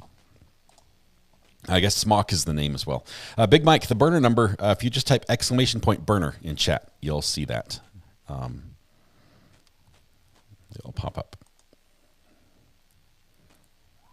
Okay, my kids are making a lot of noise outside. Let's see. Lisa, I need the link. I need that link. I have to order one. Unless it's $250, and then I'll have to start saving to order one. That's a little bit, I don't think I've ever spent that much money on anything. Maybe, I'm thinking even when I had to buy very customized work boots for working in a steel factory. Those were expensive, but not necessarily that much money. Maybe a suit. I think I bought a suit that was $250. The jury's assembling. That's what the jury does. Lisa, do you have a link? Or did I miss it? So there are a total of 7 animations. We wanted to get in 6 through him. Your Honor has mentioned concerns with repetition, and we'll show one, as asked that we show just one more. I will represent that he will establish foundation for all of them for the portions he saw. Oh, he got sick What again. I wouldn't want is, because we have to hurry, we only do the 3, and then they object, the plaintiffs object to us getting in the other 3 to 4. So I'm all for not repeating myself, but there are different views. So I kind of moved to publish all of them. Can you just copy it into chat, in the chat? Does that work? I think I've made my ruling that at least, each one of these, any animation is a demonstrative exhibit, and it's illustrative of a witness's testimony, not of a case. And right now we've had 2 come in for this witness. Well, it looks like we may get one more, or a portion of it anyway. And all I can do is say that I'll take the other animations as they come, as demonstrative of a witness's testimony, if they are. Okay. I think we could move very quickly through them if they'll just agree that he'll say the exact same thing for each one of them, but which I don't think would be repetitive. But may I ask him that you've reviewed all of them and they all fit these 5 points? But we're only going to address one. I mean, it's repetitious with this witness. So. Right. We're only going to show one, but can I establish the foundation for each of, like the other 4 in mass? If there's an agreement to that effect, otherwise you'll have to go through the normal process. They want him to burn his time. I don't think they'll agree to that. And I'm not hearing these people say... There's not an agreement. All right, so I do feel like I'm... You can email it to me, Lisa. That but they won't agree work great. That if we did it, we could do it. if people are following me. And it was raised pre-trial in an effort to smooth things out, and I think it has helped dramatically. And I haven't try, changed Lisa. my ruling from Appreciate what I that. did at pre-trial. So I haven't changed my mind on it either. They're talking away from the microphones. I'll turn it up a little bit if it's too quiet. Well, I'm... Okay, we're ready for the jury. I'm going to turn it up anyway here.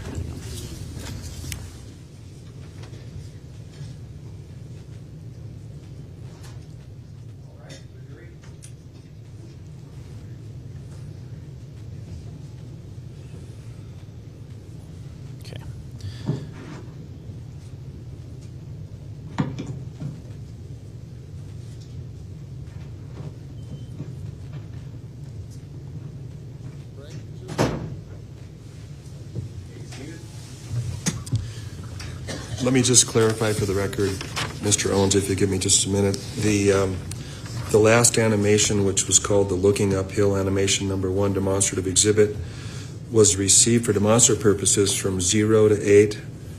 I believe that's 8 seconds, and then from 17 to 22.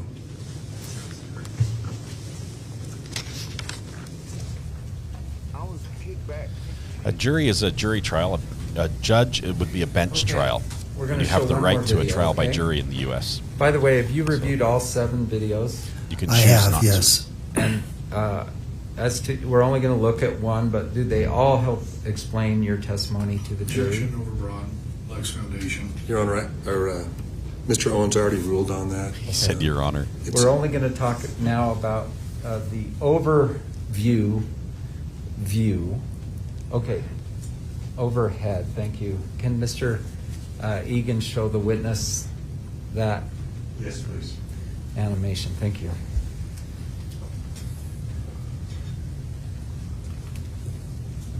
Oh, he got over his cold. We're good now. This is also about 20 seconds. It's also no sound.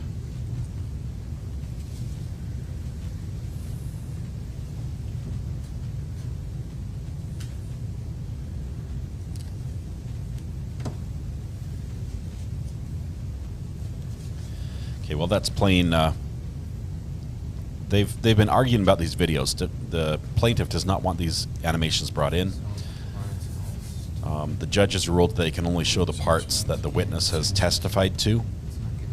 So they had to cut out parts that the witness was looking away for and didn't see the crash. That's why we can get to see that crash bit. So like red as he turned to 7, red as he turned. Like this is saying in the 17 to 22. Yeah. This is saying 9. So I'll stop it right. If they were smart, these they should all be synced up in time and be exactly the same, so they could show all the views. Have you had an at the same opportunity time. to review the animation from the overhead viewpoint? Yes, I have. And just so you know, since you did not see the accident itself, the moment of impact, we're going to skip over that part. Okay. And so, like you did with the other one, we want you to tell us when to stop, when you stopped viewing something. The video, I should say the animation you just saw, will it help you explain your testimony to the jury? It should, yes. Overruled? Yes, it will. Will it help explain the position of the parties at the time of the accident? That is probably the most important part, yes. Does it help explain your recollection of the events? Yes, it does. Is it substantially similar to your recollection of the events on the date in question? It is. So move to publish this to the jury as a demonstrative exhibit. Your Honor, same objections. Also, it lacks foundation because he can't possibly know what the view from whatever 50 feet above is. It's received for demonstrative purposes only, not as evidence, but as illustrative. Your Honor, once again, what number is this, please? Thank you for the overhead. Okay, here we go. We're going to zoom in, and I'll keep my face off the screen so you can see the whole thing. You see the buckets in the top right? The Yes. snowmaking buckets? Does that help you in providing a landmark for where we are? It does. Now, you weren't flying over this in a helicopter looking down, right? That is correct. And the animation isn't perfect. Do you agree? It's not as good as if we had had a drone looking down on the site? Yes. The animation shows everything almost in slow motion, and the events were much more dynamic. Okay, fair enough. But as far as positioning, it's very good. All right, let's show the video, and James is going to jump over. Will you tell us when to stop? Okay, let's stop for a minute and just orient everyone. Okay, at the top in yellow is we can't Miss tell 'cause Oaks, it's too the bright. ski instructor. Is that true? Correct. Then apple and purple, that's Gwyneth's daughter, true? Correct. Moses, Gwyneth's son, right? Correct. Then you're just out of the screen, I'm Christensen. on the screen here. Yeah, our screen's just a tab Those lower. smaller, You're about okay. to come in. Okay. And then woman is what's been viewed to as a kind of a more beginner skier. And you observed her? I observed her but didn't pay a lot of attention to her. Okay. And Mr. Sanderson will talk about her, and then Ms. Paltrow. Okay, let's proceed.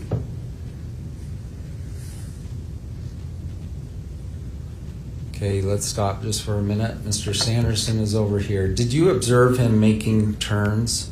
Yes, I did. What kind of turns? Giant They stall. were large radius. Asked and answered. Overruled? They were large radius turns, edge to edge, quite dynamic. What's the word radius mean?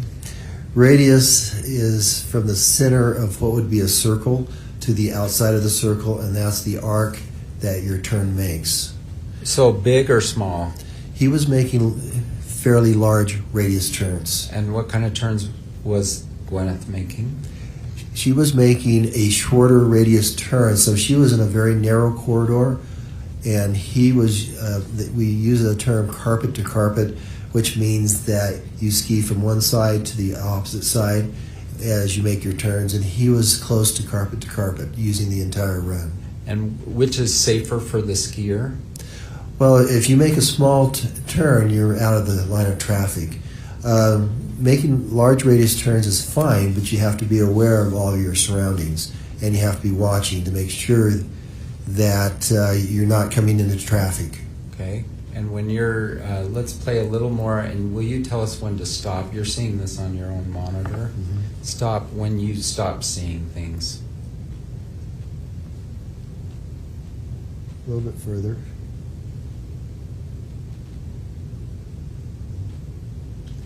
A little bit further. Right. Okay. He's now below me. Right there. And so that's when I turned away from him. And how many seconds is that on the, just for the record? showing 5, but I know it's not 5. Okay. So, were Gwyneth's skis headed downhill when you last looked? Well, on a short radius turn, your skis are going back and forth, and she was making her turns very rhythmically. She was in a pattern, and a rhythm, I mean. And so, I mean, her body was facing down the hill. Okay.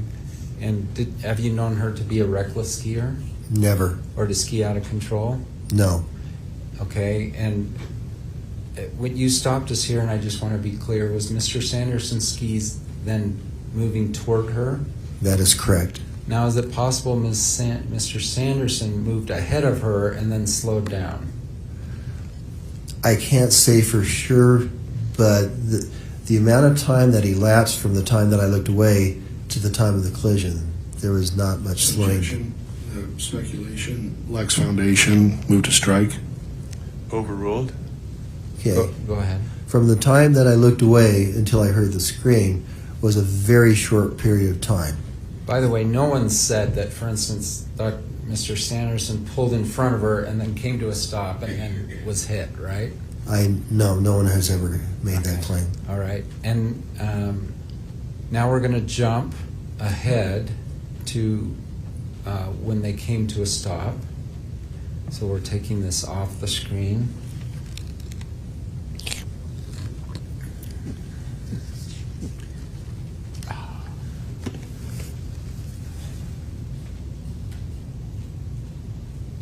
That's our reminder to hydrate.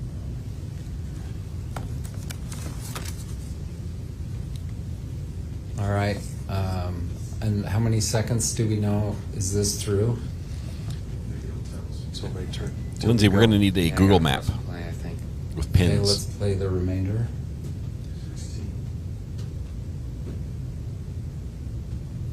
Okay. Well, now I'm in the way again. There's Moses. He's sort of stopped. Doesn't matter where I go, they buckets in the top just put the right, crash correct? underneath my picture. Yes. I'm calling them buckets. Did you call them snow-making equipment? Well, we call them tubes. Tubes. Typically. Okay. They're big round tubes that just fit over everything. Because there's a standpipe and sometimes an electrical like outlet, system. sometimes it's a compressed air pipe that comes up. Right. It's just protection so people don't bump into it. All right. And let's just talk some more.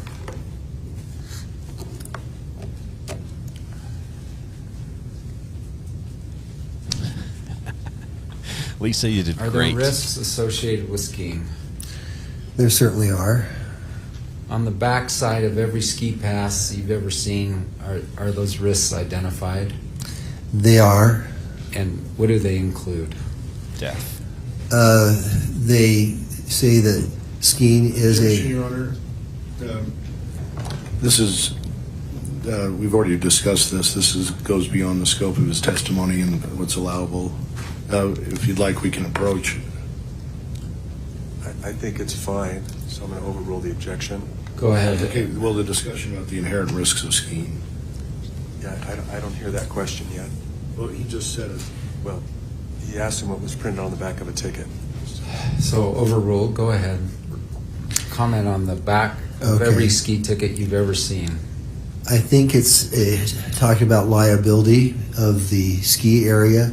It does state that there are risks involved, that there may be patches without snow, there may be rocks, there may be trees.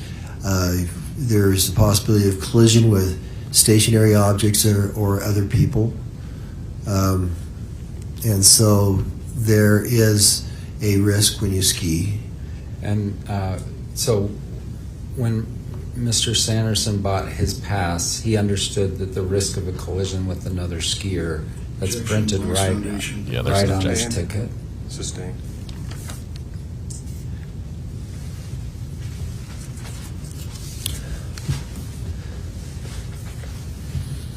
Are you aware it references the risk of collision with another skier as an inherent risk of skiing?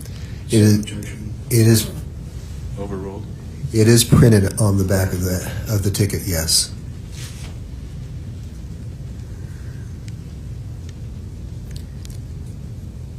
and the pass holder accepts full responsibility for all risks associated with the activities. Counsel, will you approach? Yes. He knew that this is where it would end up. And they knew, and that's why they were objecting all along, because they didn't want that announced in court. And probably there were some pretrial motions made about this. Now he's in a corner.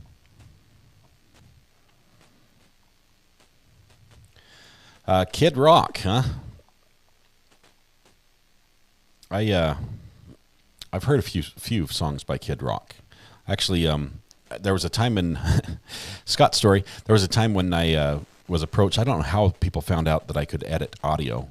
They knew I could edit video, but somebody knew that I could edit audio as well. And so a dance team or a person representing a dance team would bring music to me and say, "Can you edit this song down to this many seconds and cut out all the curse words?"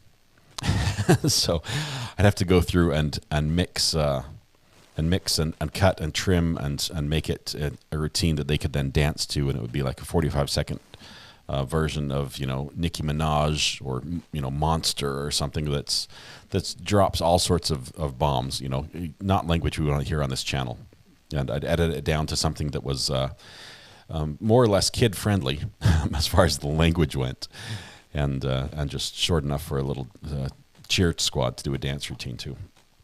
So yeah, I know a little bit of Kid Rock.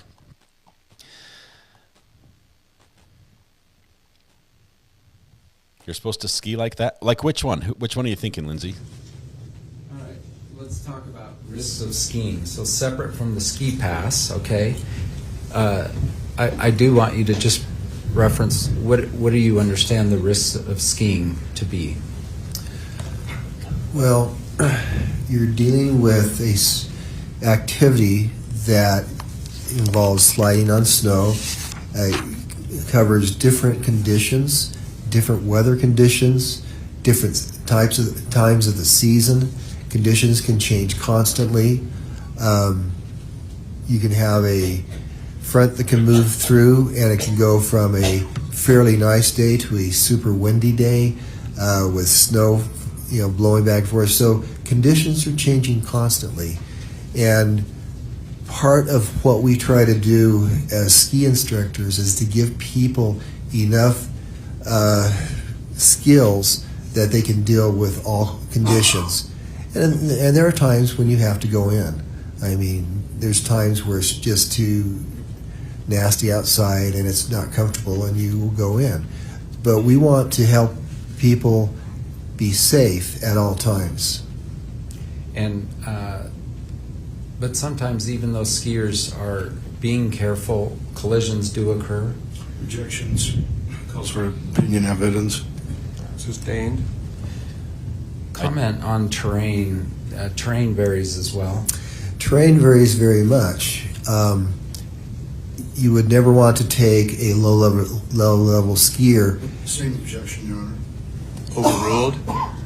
You would never want to take a low-level skier on something that is over their head, where they would be frightened, unable to move, and make mistakes. We try to keep our terrain that we ski people on within their ability levels. And of course, if you're trying to teach, it's much easier to teach if they're comfortable on their terrain. If they're only thinking about surviving that terrain, it makes a very unteachable time. Is a skier expected to ski within their own abilities? They are. Does that include physical abilities such as ability to see and hear?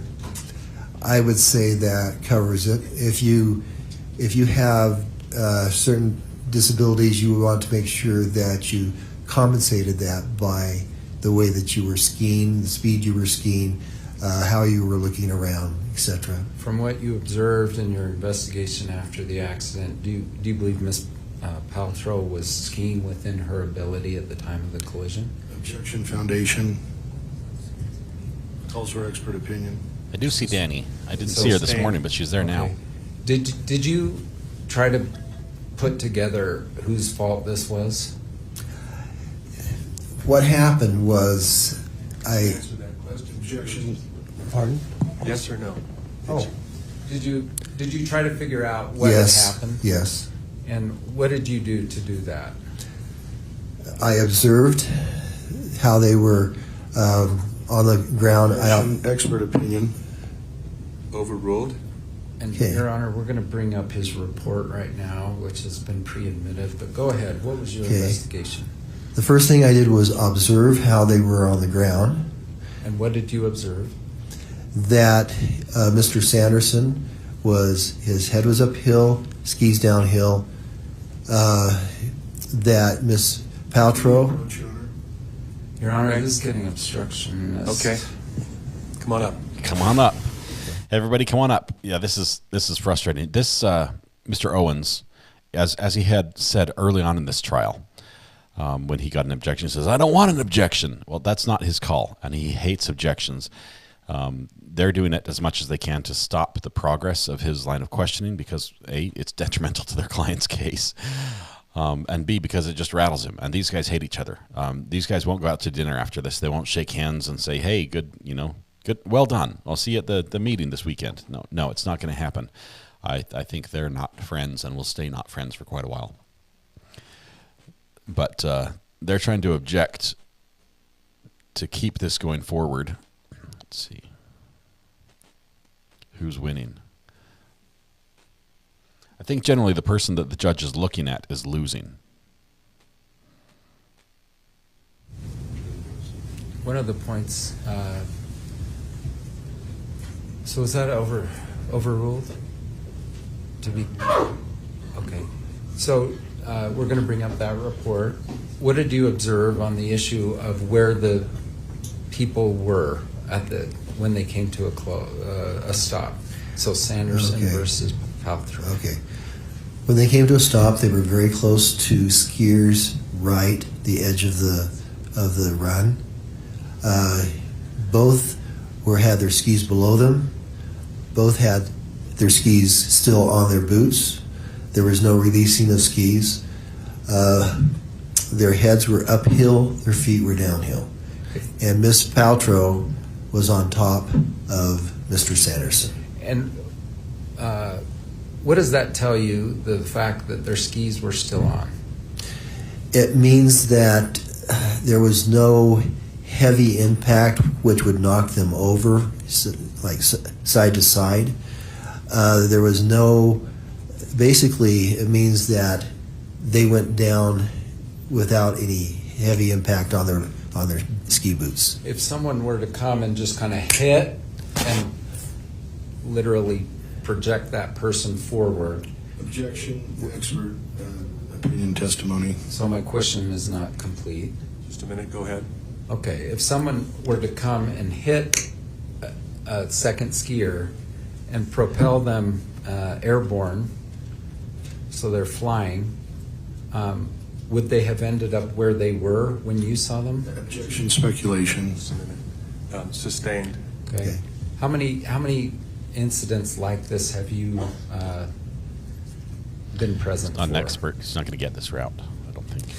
It would be impossible for me to say because after 44 years of being a ski instructor, most of that full time, you see a lot of different instances. I could not speculate on that. So I wouldn't cut. I think I cut you off because I said, "What did you do to try to figure out what happened?" So when you said, "I look at where they land." Go ahead then. I look at the positions of the body where they land. It would be very difficult to get in that position without somebody hitting from behind. Okay. Move to strike expert or just opinion evidence. That's sustained. Okay. So, what else do you look at other than where they land? The next thing I observed was what they were saying, and of course, Miss Paltrow was saying that she had just been hit. She never saw it coming. She was surprised. Mr. Sanderson made the statement that she just appeared in front of him. He was saying he was sorry, and that's basically the conclusions that I came to. Diana. Move to strike. Conclusions are opinions that lack foundation, and that this witness is not able to, not properly designated. These are speaking objections, Your Honor. Would you please approach the bench? Judge, there's just a tinge of frustration in the judge's voice. Diana, the jury is a membership option, so if you go on the main channel page and click join, that's going to give you the options as far as the levels of membership. The only thing that really that's better as a jury member or as an attorney level on membership is that your virtual chair is upgraded. Other than that, you just have more levels of my undying thanks. But I appreciate all of you very much. That attorney looks like he might drop soon. Someone's starting to start cover their mouth already. Yes, it's just a perk. It's a perk. I think we also, I promise to follow you on social media at certain levels as well. Some of you I just follow anyway, but I followed some of you before you found the channel. So let's see. Go to your report. So this is called D25A. Do you see this? I do. Did you prepare this that day? Yes. And did you engage in a cover-up to try to hide Gwyneth's reckless scheme? Objection, relevance.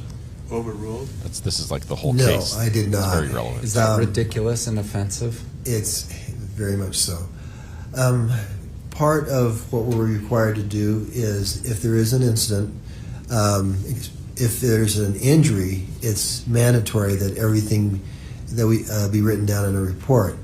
And on instances where there's a bump or something like that, where there are no injuries, it's up to us to decide whether it is prudent to fill out the report. And I decided it was prudent that day. Okay. And exact location of incident, you wrote what? I wrote skier's right, bandana, slight pitch before the flat on top. Okay. Is that an accurate statement? It is. Number of students, you said there was what? There were 6 in group, 2 instructors. Okay. Now, there's been some testimony that Brad, her then boyfriend, now husband, also had 2 kids out with separate instructors. Is that true? That is correct. But they weren't in that group of 6 that was coming down bandana. Is that right? That is correct. All right. Students' ability. Now, was Gwyneth the student here, or is Moses? Well, Moses was my student that I was skiing with, but Gwyneth was the person in the incident, so I wrote her name on the top. There's some suggestion that immediately before this incident, somehow Moses was going, "Hey, Mommy, look at me, look at me." Did you observe that? That did not happen. And how do you know that? Because I was next to him. Okay.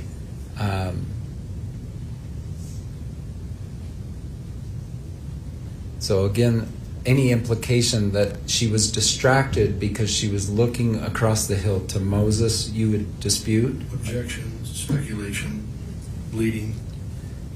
Clarifying an important point. I like ruling these objections. Plaintiff has raised an issue, and I want to know if your thought on it.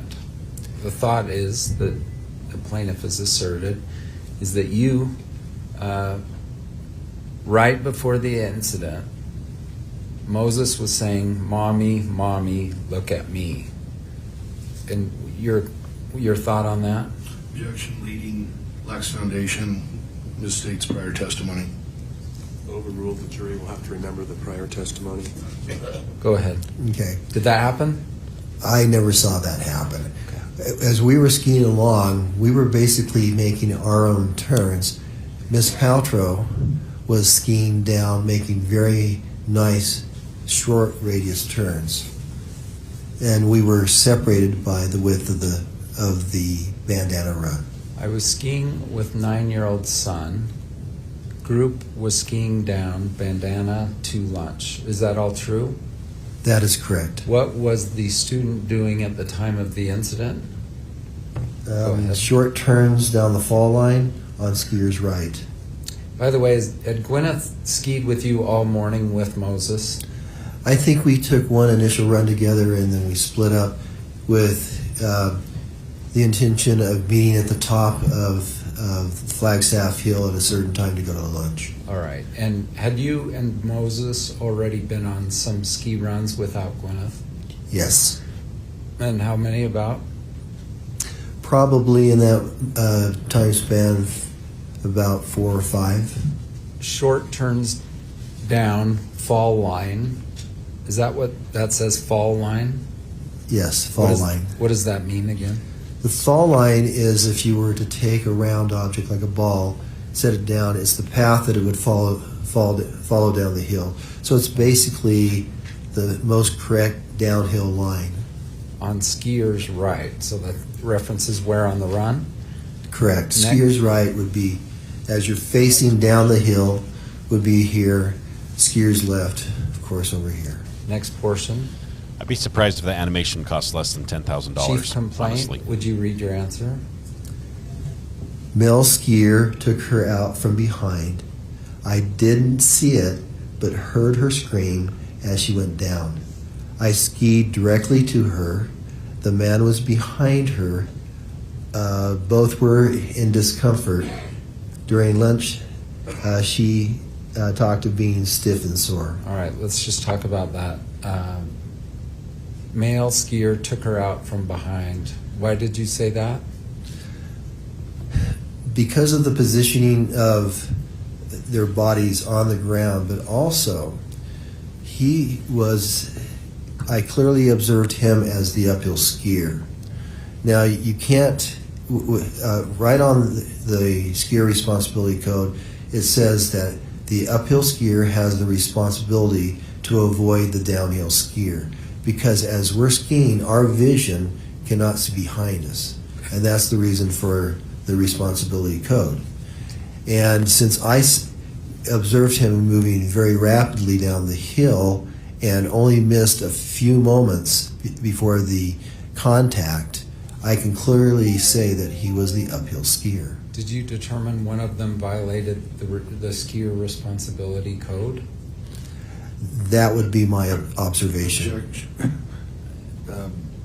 way beyond the scope of this witness's. He's not an expert witness. Overruled. And who did you believe violated the responsibility code and who complied with it? I would say that the As to that question. Okay. What did you find at the time with regard to the skier responsibility code? Sustained. Okay.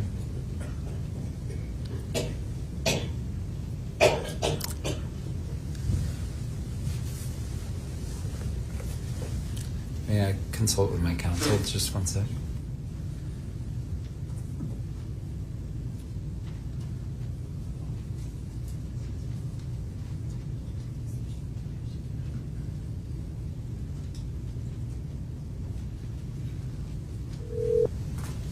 All right, next statement here.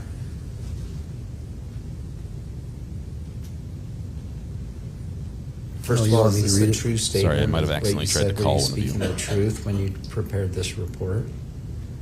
Okay. Where were you in relationship to the student at the time of the incident? I was above the student. Okay. Did you witness the incident? I said no, because I did not see the impact. If not, how did you become aware of the incident? I saw the immediate aftermath. Okay. Was ski patrol called or first aid visited? You marked what? I marked no, because we did not call patrol, because patrol came along very soon after that.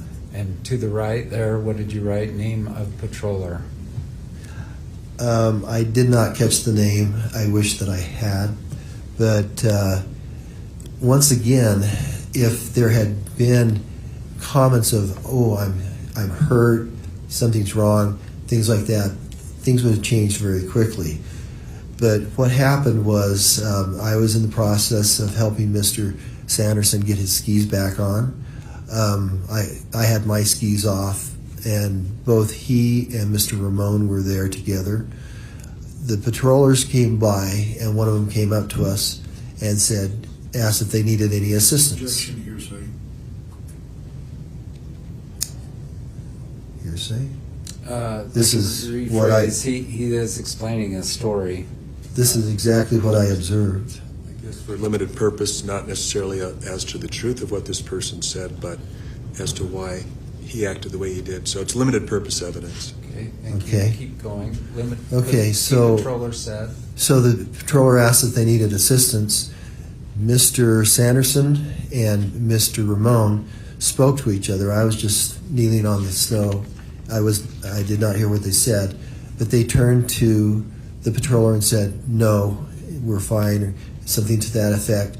And so the two patrollers continued down the hill. And then it says student returned to skiing. That's Ms. Paltrow. But comment, did you see Mr. Sanderson then ski away? I was the last one to put on my skis. So Mr. Sanderson, Mr. Ramon were already in their skis. I was the very last one to leave. And so I can't recall exactly how they skied off, but we basically either skied off together at the same time or they left slightly ahead of me. Okay, we're going to look at the end of this report and move on here.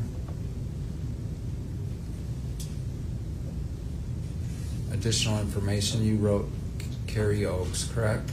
Right, she was the other instructor that was there. Additional comments, first thing male skier. Stated. Stated. Oh, male skier. Stated. Should be male skier. Was that she appeared right in front of him. Thus admitting that he was the uphill skier. She never saw him because he came in from behind. Was that your finding on that day? That was my finding, yes. So there's, I think, a comment that because she was tipping you for your service, that you falsified your report. Is that true? That is ridiculous. It says this was reviewed by Liz Wright. Is that your supervisor or what? She is a supervisor. Okay. Not my direct supervisor, but a supervisor at the ski school, yes. And that's your signature, bottom right? It is. And so same day of the event, did you try to accurately represent everything? I did.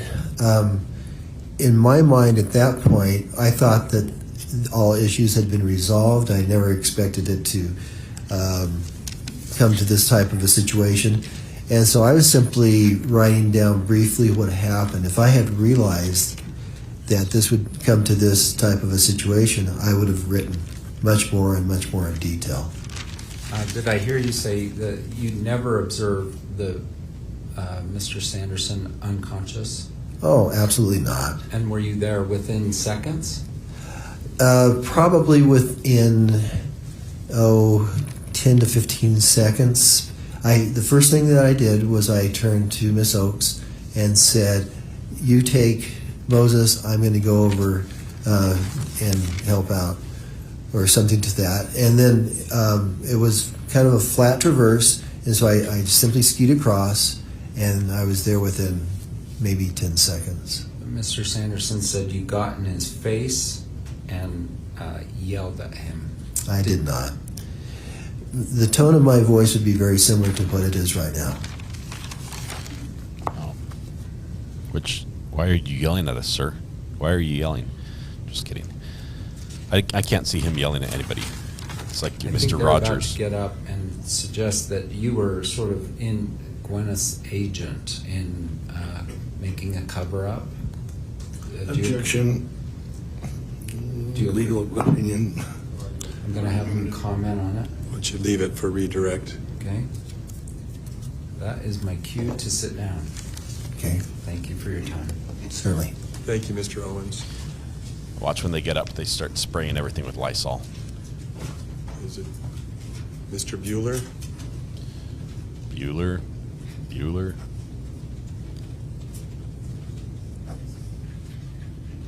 See how he does on cross.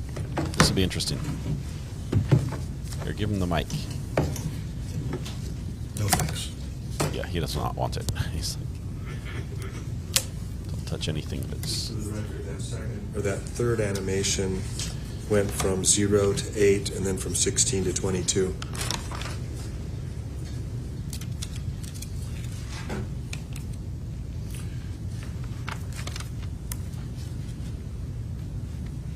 Good afternoon. Mr. Christensen, do you recall your deposition of October 27, 2020? Yes, I do. In your deposition, you mentioned that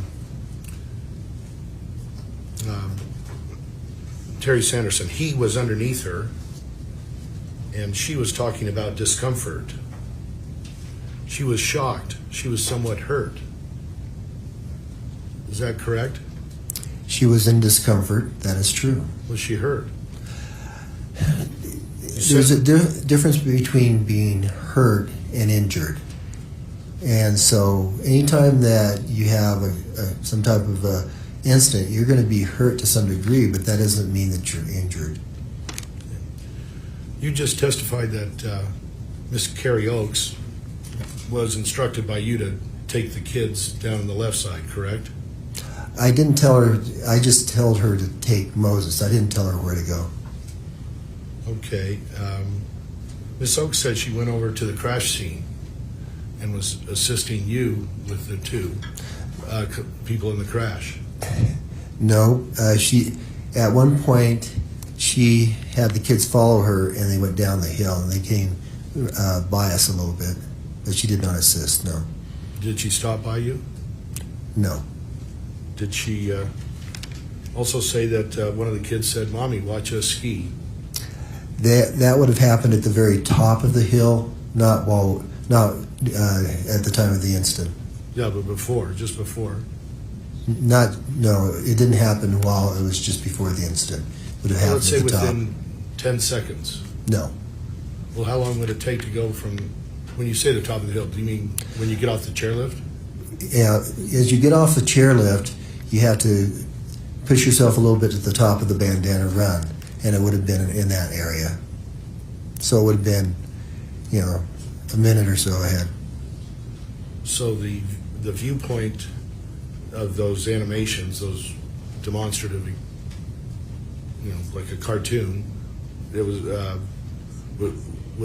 that where Miss Oakes would have heard one of the children say, "Mommy, watch us ski"?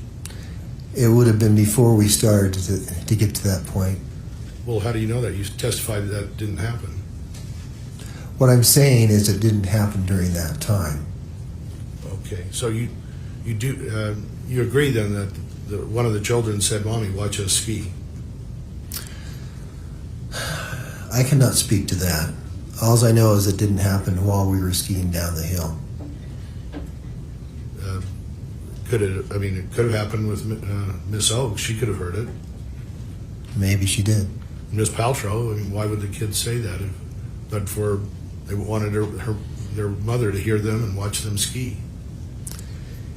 At the time of the incident, there was nothing said. We were busy making our own turns.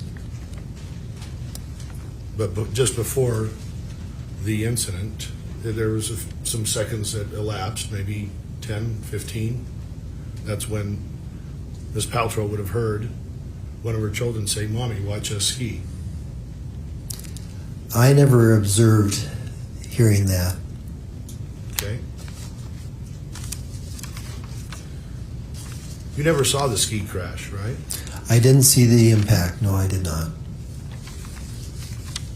You said she screamed before the crash, right? Well, I heard her scream, which would possibly be when the contact was made. Could the scream have occurred before the contact? No. You have no basis of knowing that because you didn't see it. Miss Paltrow doesn't go down the hill screaming. There would be no reason for her to scream, just to scream.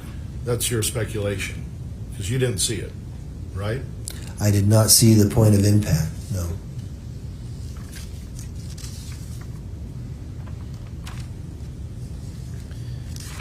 He had a toboggan ride down to the bottom. So ski patrol gave him a lift on a sled.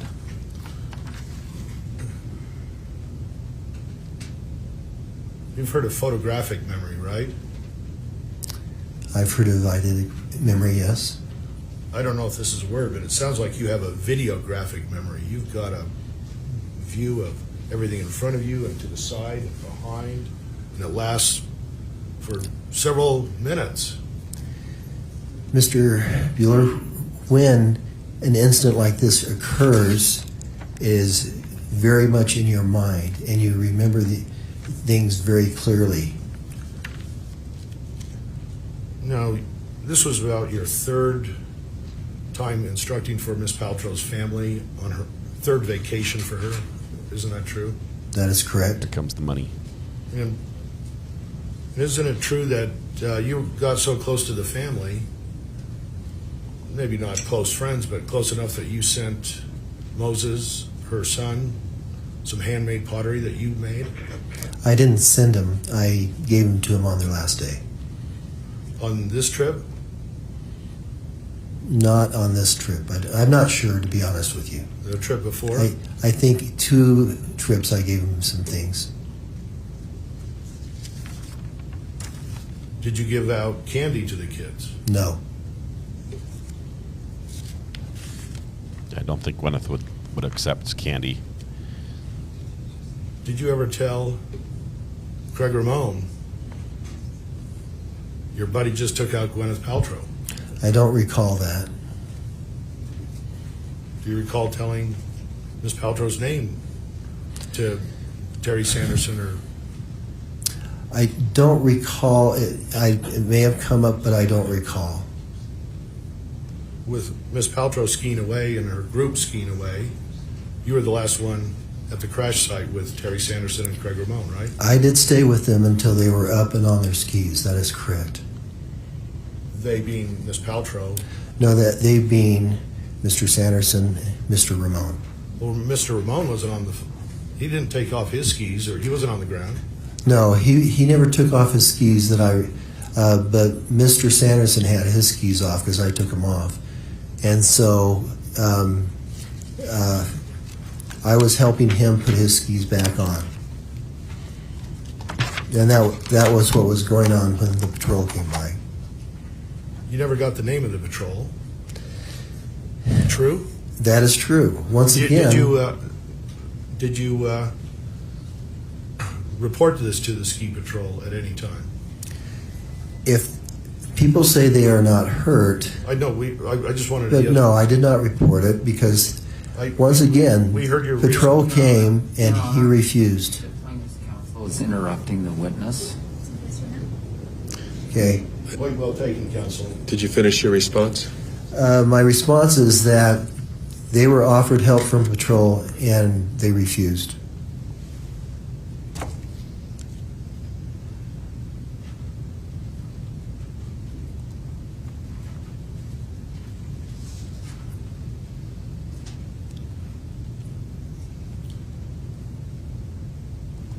Other witnesses say that the body positions that Miss Paltrow and you say where she's on top of Terry Sanderson, they testified that the positions were different than that. Do you know that? It doesn't matter what they say. I can only tell you what I saw and what I observed.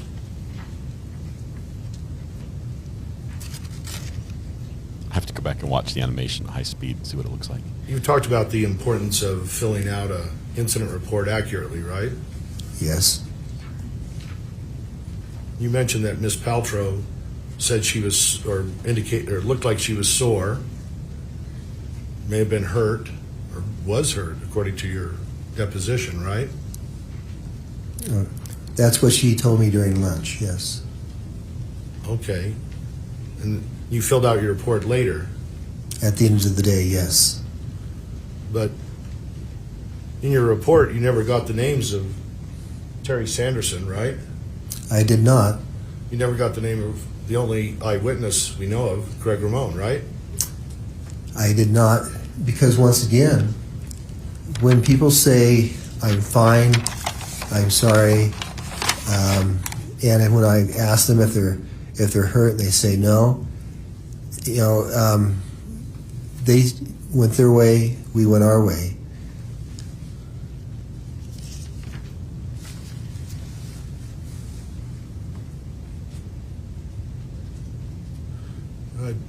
Do you know Gwyneth Paltrow says she got up by herself?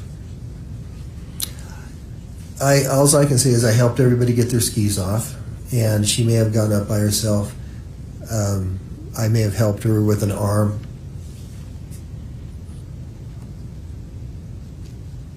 She said her skis weren't off, I believe. You know that? And they never came off. Well, no, they never came off during the incident. I removed them so that they could get untangled. And just backing up,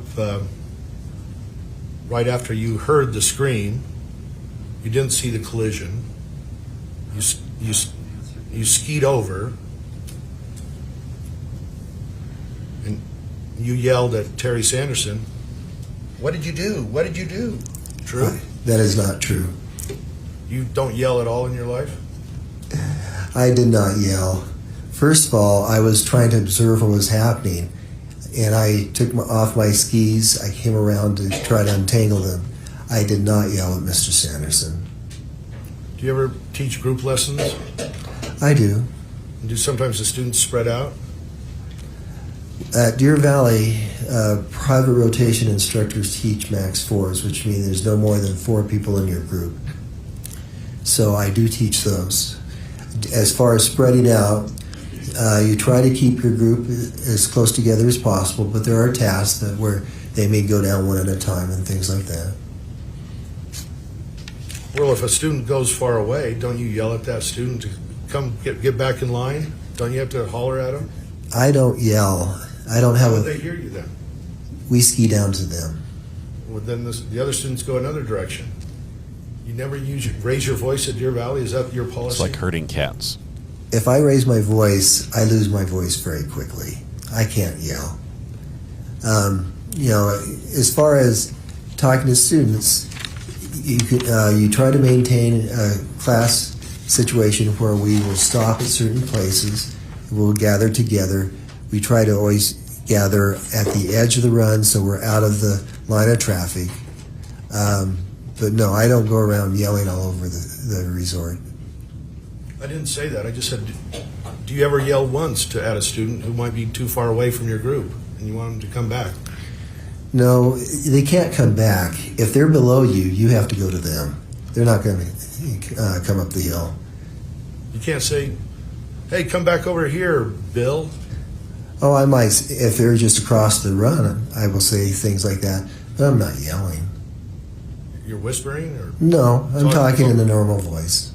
But if there's a lift machinery or that there's noise or something, you never raise your voice at all while you're ski instructing? The lifts are like silent. This is getting a little silly, don't you think? I don't know. You're the one that says you never yell while you're ski instructing. I find that hard to believe. So you didn't see the crash, but you saw injury and soreness, and you didn't get the plaintiff's name, even though Ms. Paltrow may have been hurt. Doesn't that seem like a violation of what you're supposed to do as a ski instructor at Deer Valley? What I was relying on was the comments of both parties. And both parties said that they were okay. As far as Mr. Sanderson being injured, he had a wonderful opportunity to tell patrol, "I am hurt, I need help." But instead, he refused help and had patrol continue on their way. When things like that happen, I made the decision that he was okay, and so once I had his skis on, I put my skis on and I left. Within maybe 3 minutes of you leaving this crash scene, Mr. Sanderson was talking to a ski patroller who actually wrote a report and said he had sore ribs and disorientation. Well, second, yes? There's an objection. Overruled, asking if the witness knew. Okay. That may have happened then, but he did not report that to me. And that was after I had asked him. And once again, patrol had asked him. The mystery patrol that you don't know the name of, right? I do not know the name, but they know who it is from the log. Basically, they have a log where they write down when they go out to make a ski around. So they do know who that individual is. But once again, if you're a ski patroller and you come up on someone and you say, "Do you need help?" and they say they do not, and you ski on, 3 or 4 years later, it's very unlikely that they will remember that incident. I wouldn't. Correct. You just said that the ski resort knows who it is. The incident that you report, which is Terry Sanderson waved off the ski patrol, is in a log, ski patroller's log? No, their rotation of who would be going down would be in the log. Okay, but there's no report of this in the ski patroller's log that you just reported is in there. That's because they stopped and he did not ask for assistance. And so there's no reason that they would go down and write in a log, stopped and talked to this person, they didn't need help.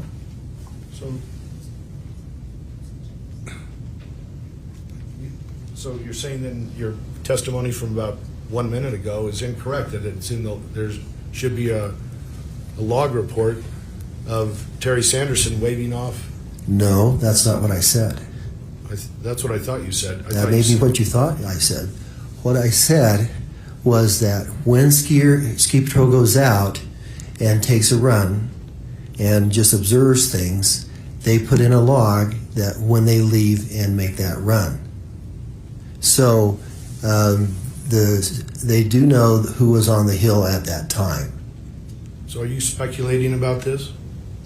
This skier's log? That it should show this?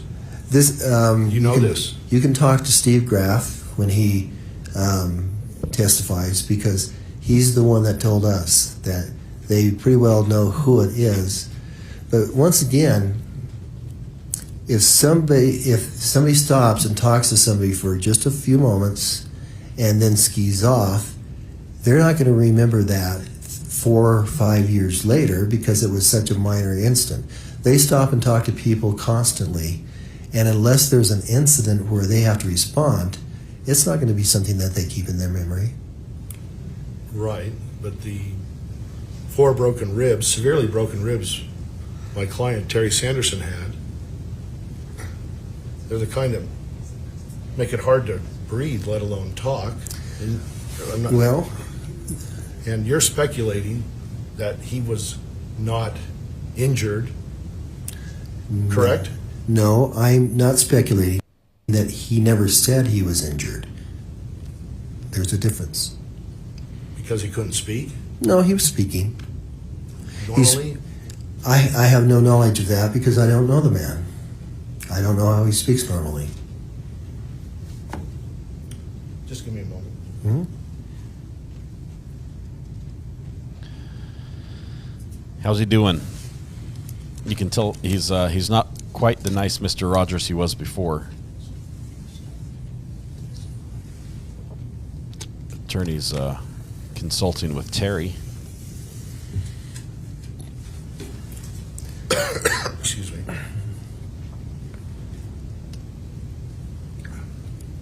You say if kind of applies to me that you're speculating, or it's not necessarily true. If the See you, Abby. Have a good night. patrol log Thank you had so much. information about who was skiing down at the time of this crash, we don't have that information. Remember, these... I don't think there's any question right now. Yeah. Okay. What statement? Sustained. Was Brad Falchuk at the scene of the crash? He was slightly downhill. I don't know, 20 to 30 yards possibly. That's slightly 20 to 30 yards. He was ahead of us. Did you say, is that your testimony, 20 or 30 yards approximately? I'd be speculating at this point, but I know that he was ahead of us. Well, you knew that Craig Ramon was maybe 60, 80 yards, maybe out of the picture. No, above you. I didn't say that. I said that he was, time-wise, it took him about 45 seconds to get to us. I never said anything about distance. What if Greg Ramon was right behind you and you don't have eyes behind your head, do you? I do know that when I responded and came over, I took off my skis. I was helping both parties. I was over the edge just slightly on skier's right. I could see the whole ski area, ski run in front of me. Mr. Ramon didn't show up for approximately 45 seconds. So all I am saying is that it took him longer to come down the run. I have no idea how far up the hill he was, but he was not close enough to be right on the scene. So the animation where it depicts Mr. Ramon way up the hill is based on not your testimony. I never saw Mr. Ramon on the animation, did I?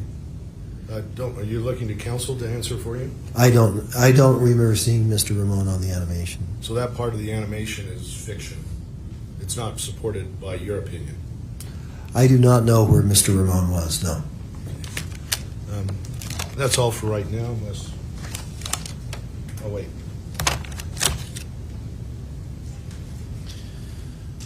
Handed Post-it notes back and forth.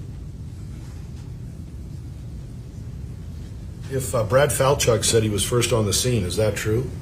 I think that misstates his testimony, Your Honor, so object to the form of the question. Overruled. Okay. I would say that I was the first one on the scene.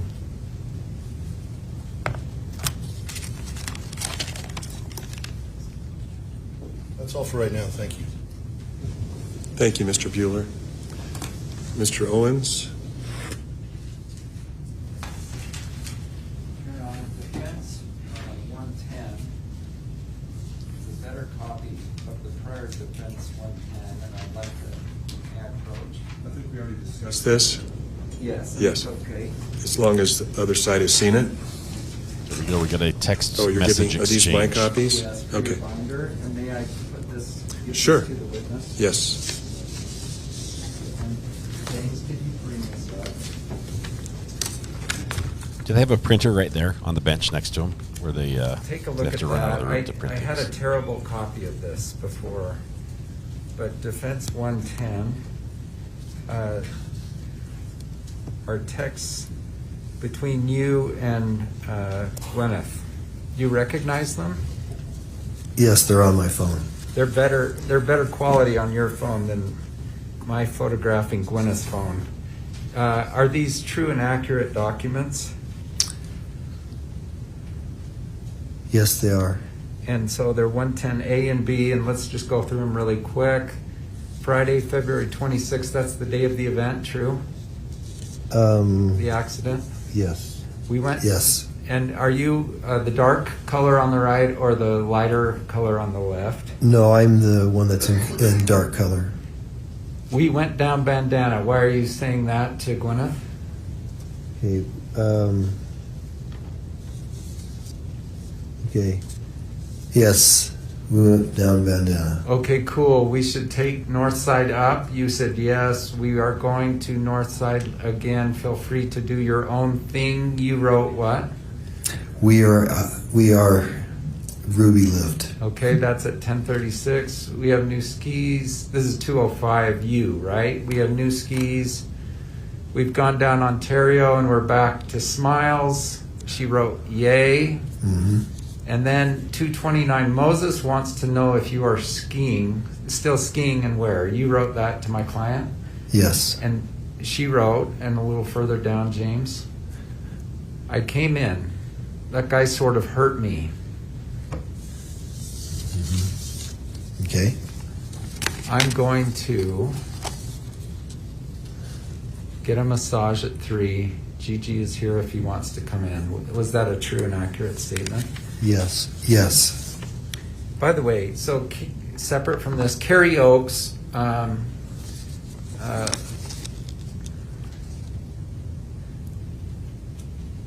she has some memories. Would you defer to her on what she remembers? I know that she could testify about Mr. Sanderson's turns because we both observed him making fast wide turns down the hill. And Brad Falchuk has some memories, and he's going to, would you defer to his memories? I don't really know Brad at all, so, and I've never talked to him really, so I can't say anything to that. Yeah, I'm just saying, But, yeah. like, were you focused on what Kerry was doing and what Brad Falchuk was doing, or were you focused on the two people who had a collision? I was actually focused on Moses, but part of focusing on Moses is being aware of everything around me. Okay. Those are all my questions. Thank you. Okay. Thank you, Mr. Owens. So cross has to be limited in scope to those areas. Let's see if they have any questions here.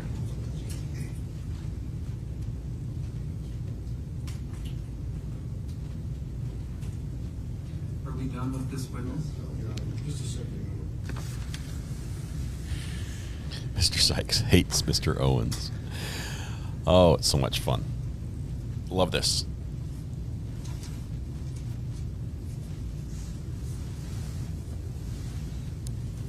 The team is collectively putting their heads together to see if there are any more questions they need to ask Mr. Owens.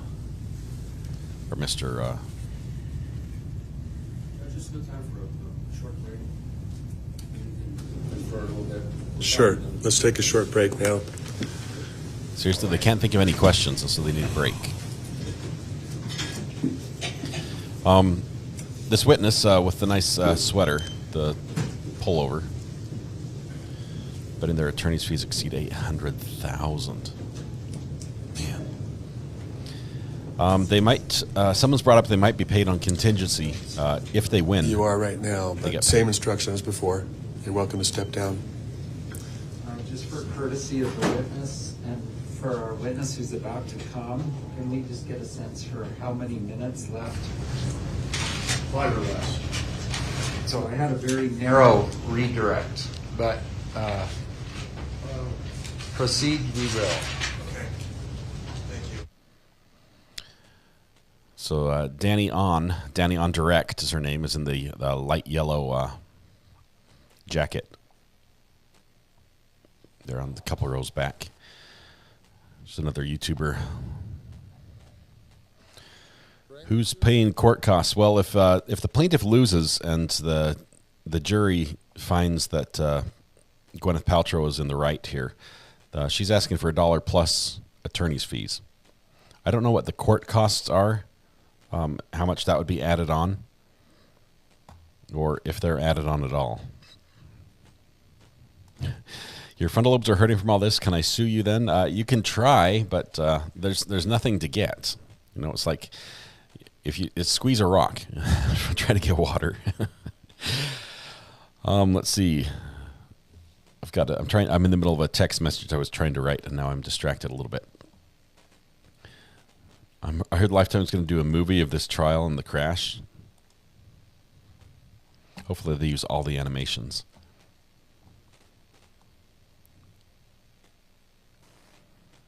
Plaintiff's counsel is mostly on contingency, I bet. The woman defending the countersuit, she's almost certainly fee-based.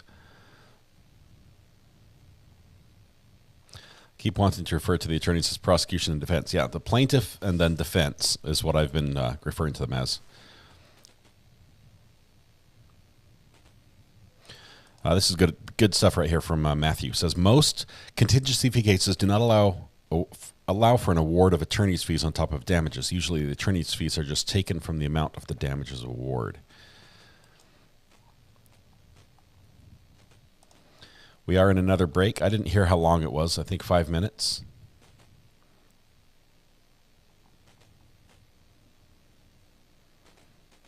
They can both lose. Gwyneth has to win her countersuit to get attorney's fees.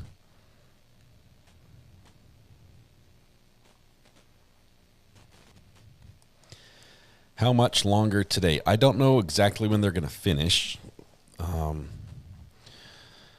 They're 2 hours after, or 2 hours behind us in North Carolina. So I've got 5:45 right now. So they're at 3:45.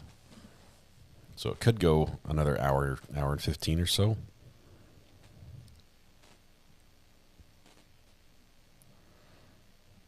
Let me switch out here.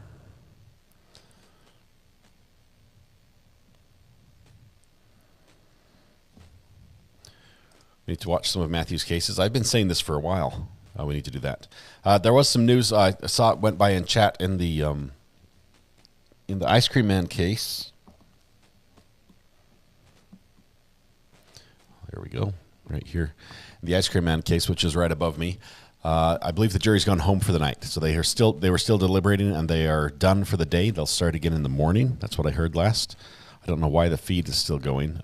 If somebody can confirm that, 5:50 is a little late in the day to keep going, so they might be done.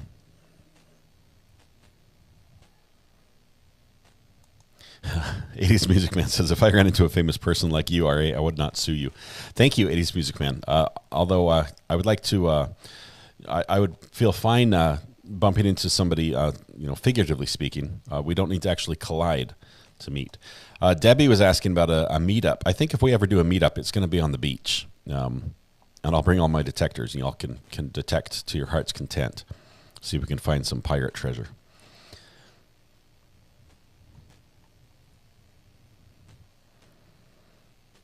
Okay, who gave the birdie? Did somebody flip someone off? Owens just flipped him off using his finger to wipe his nose. Wow, that's next level stuff.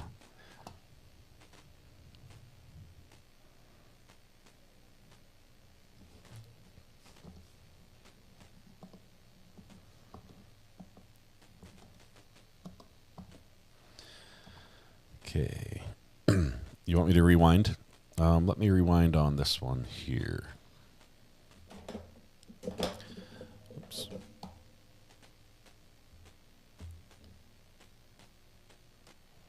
Was it as they were walking out?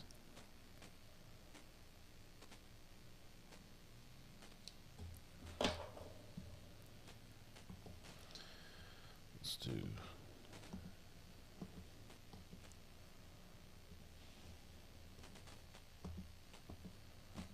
Let's go here and change this up. Box source 1. It's going to be 2. So here's the end. We're rewinding this. This one's 3.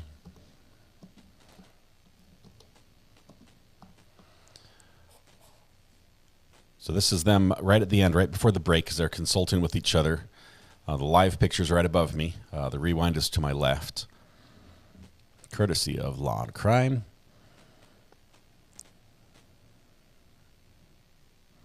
You're saying Owens flipped somebody off? I'm going to bring it full screen just so I don't want to miss this. So this is on rewind here.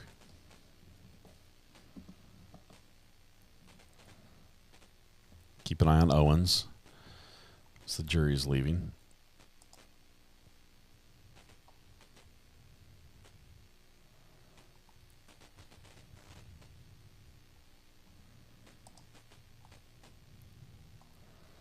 So I see Terry flip someone off. I'm watching. You saw Terry flip someone off? Okay.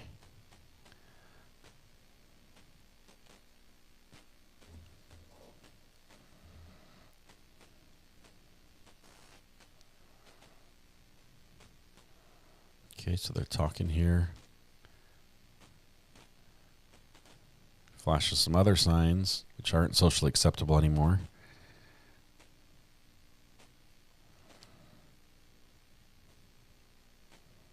We were talking about Danny on right there. I didn't see it. I didn't see the... Did you guys see it?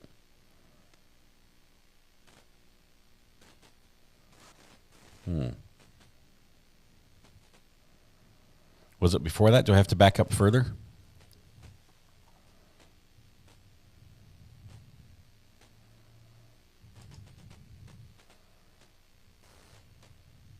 So it was it while they were debating about what questions to ask?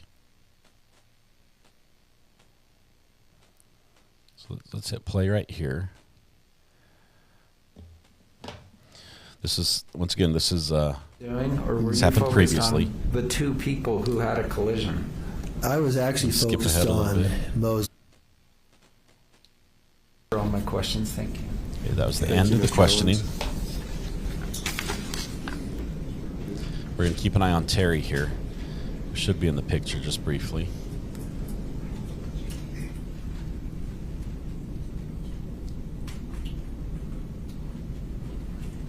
Hands up. Are we done with this witness? That was a pointer finger. Pointer finger. I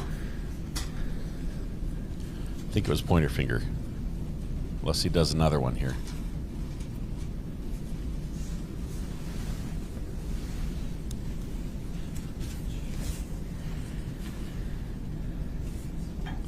Middle finger is still sort of pointed at his tie right now.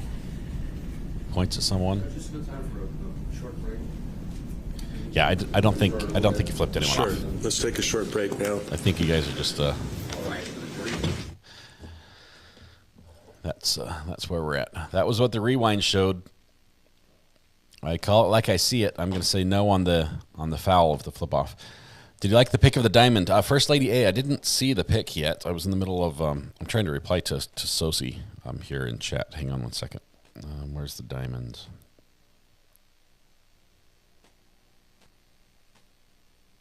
There it is. Oh my goodness. That's a beautiful ring.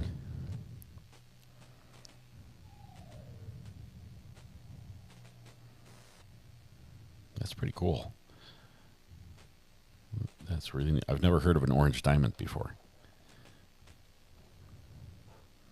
Yeah, I've found some gemstones. I actually oh hey, Judge is coming back. Ask me sometime about Mr. Christensen, you can come on up. Gemstone Jury's hunting. on their way in. I'll tell you about Topaz Mountain sometime. Verify that they are. Your Honor, I'm sorry, no more questions for Terry Christensen. Okay. He doesn't have to stay up there. Did you have any redirect? No, I mean, there'd be a small possibility we'd call him later in the week if something new comes up. But. Okay. I'll just excuse you in front of the jury then. Okay. So subject to recall. Next witness in the courtroom? Yeah, go ahead. Right. You guys want the sad music to one of the testimony? We haven't had any real sad music testimony in a while.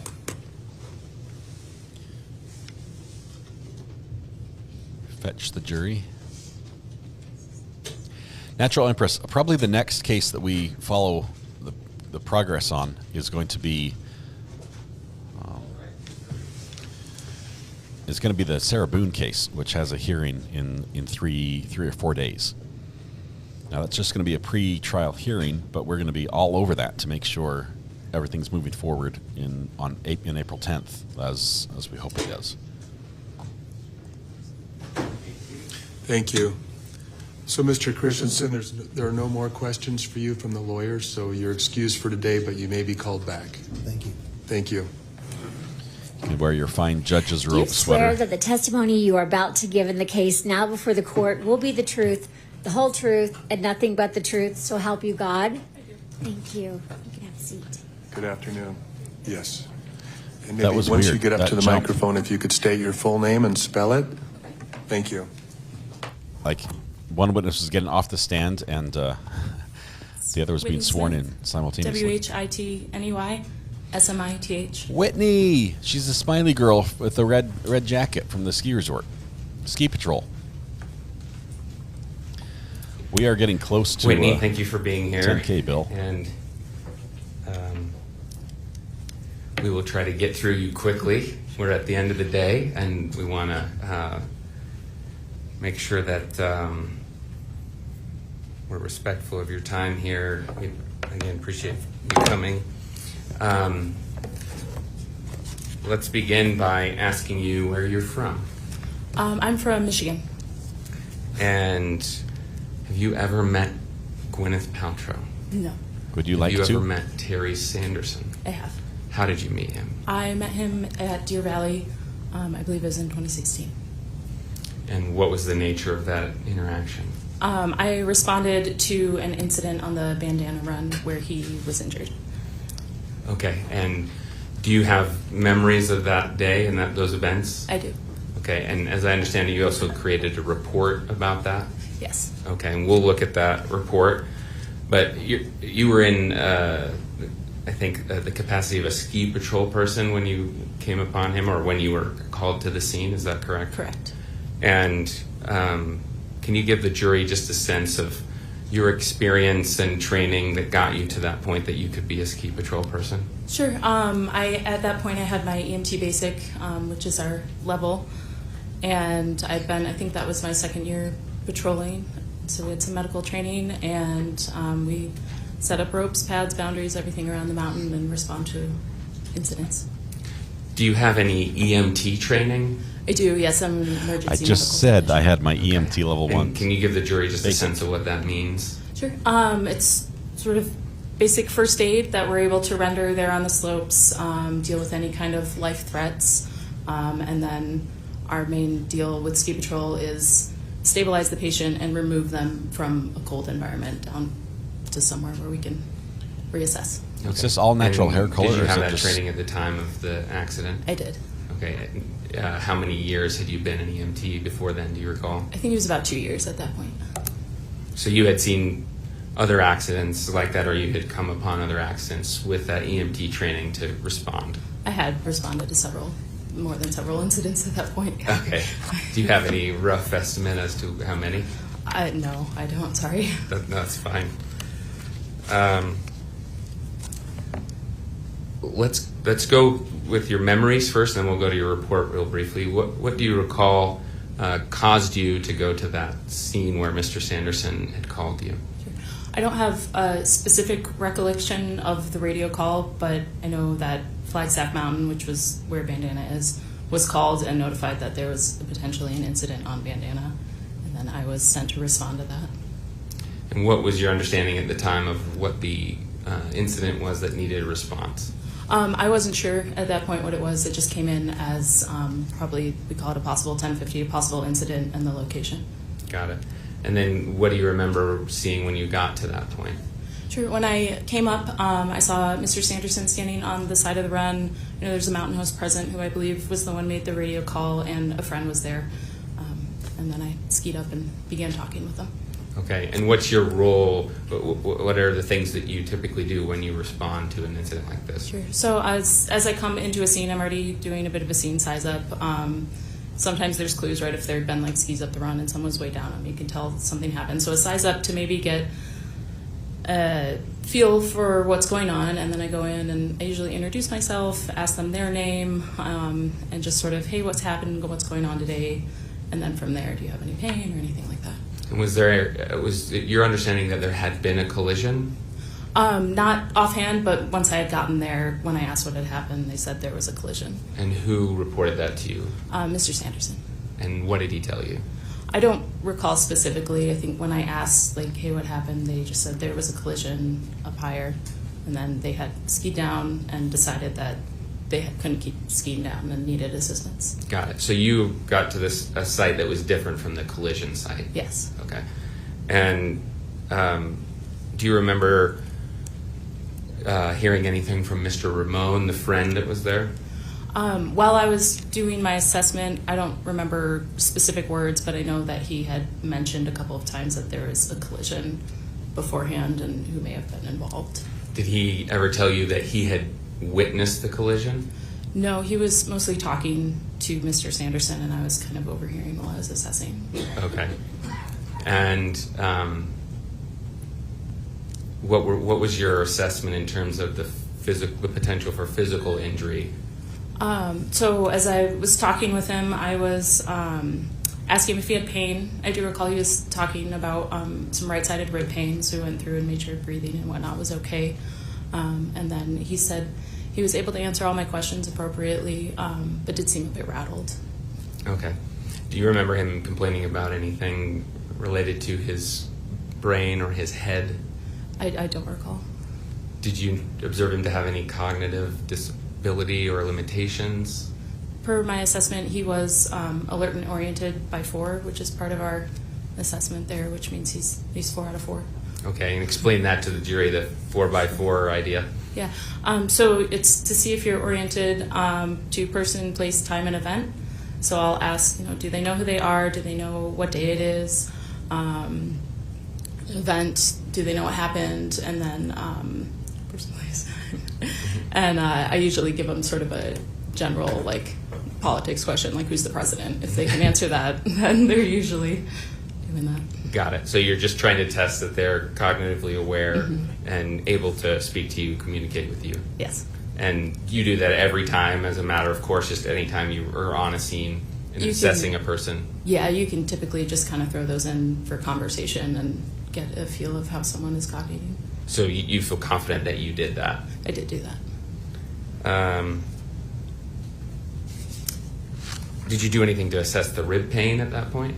I don't recall specifically doing that. I can tell you how I would do that, so I can tell with confidence if that's what I wrote in my report, that is what I did. Okay. And speaking of the report, what's the reason that you actually wrote out a report in this case? When we go on an incident with someone who has an injury, we just fill out paperwork for everyone's liability and future needs. Okay. Just trying to get down what the facts that were reported to you and that you observed. Sure. Yeah. Okay, so you assessed Mr. Sanderson on the hill, and at that point, did he know who hit him? No, he never said who hit him. He just was like, yes, I was in a collision. Did he know what had happened? He, aside from saying, I believe, according to my paperwork, he said he was hit from behind. So that was what he told me in a collision, but beyond that, he didn't have much in the way of specifics. Okay. And then what about Mr. Ramon? Did he report to you any details about what he had seen? He mentioned a couple times that the skier involved had been Ms. Paltrow, but beyond that, there were no specifics of how it happened. And do you know how he knew it was Ms. Paltrow? I do not. I hazarded a guess that he had seen, but I don't know for sure. Was it a little surprising that a name that you knew, like a celebrity name, had come up? Sure. I mean, it wasn't what I expected for the day. Right. And was Mr. Ramon believable to you? He wasn't. I wasn't talking a whole ton directly to him because I was busy. I wanted to assess my patient and make sure that he was in a good way and didn't need anything super immediate. So I do recall when it had been brought up that there was a collision that I had asked if the other party was okay because I wanted to make sure there wasn't another injured person floating around somewhere. I see. But you didn't have your own conversation with Mr. Ramon about what he had seen? No. And what about, did you hear anything about someone being unconscious, or Mr. Sanderson being unconscious for a few minutes? No, I didn't get that reported. That would have upped the seriousness of that call for me really fast. Yeah, so that's my next question. If you had heard Mr. Sanderson was unconscious for 2 minutes or a long time, what would you have done? That would have been, if you're reporting a loss of consciousness, typically you get to leave the resort in an ambulance. That's kind of where that goes. Even if you're mentating correctly for me there, if I hear you were out cold on the snow for 2 minutes, I'm going to call an ambulance and let you refuse them directly.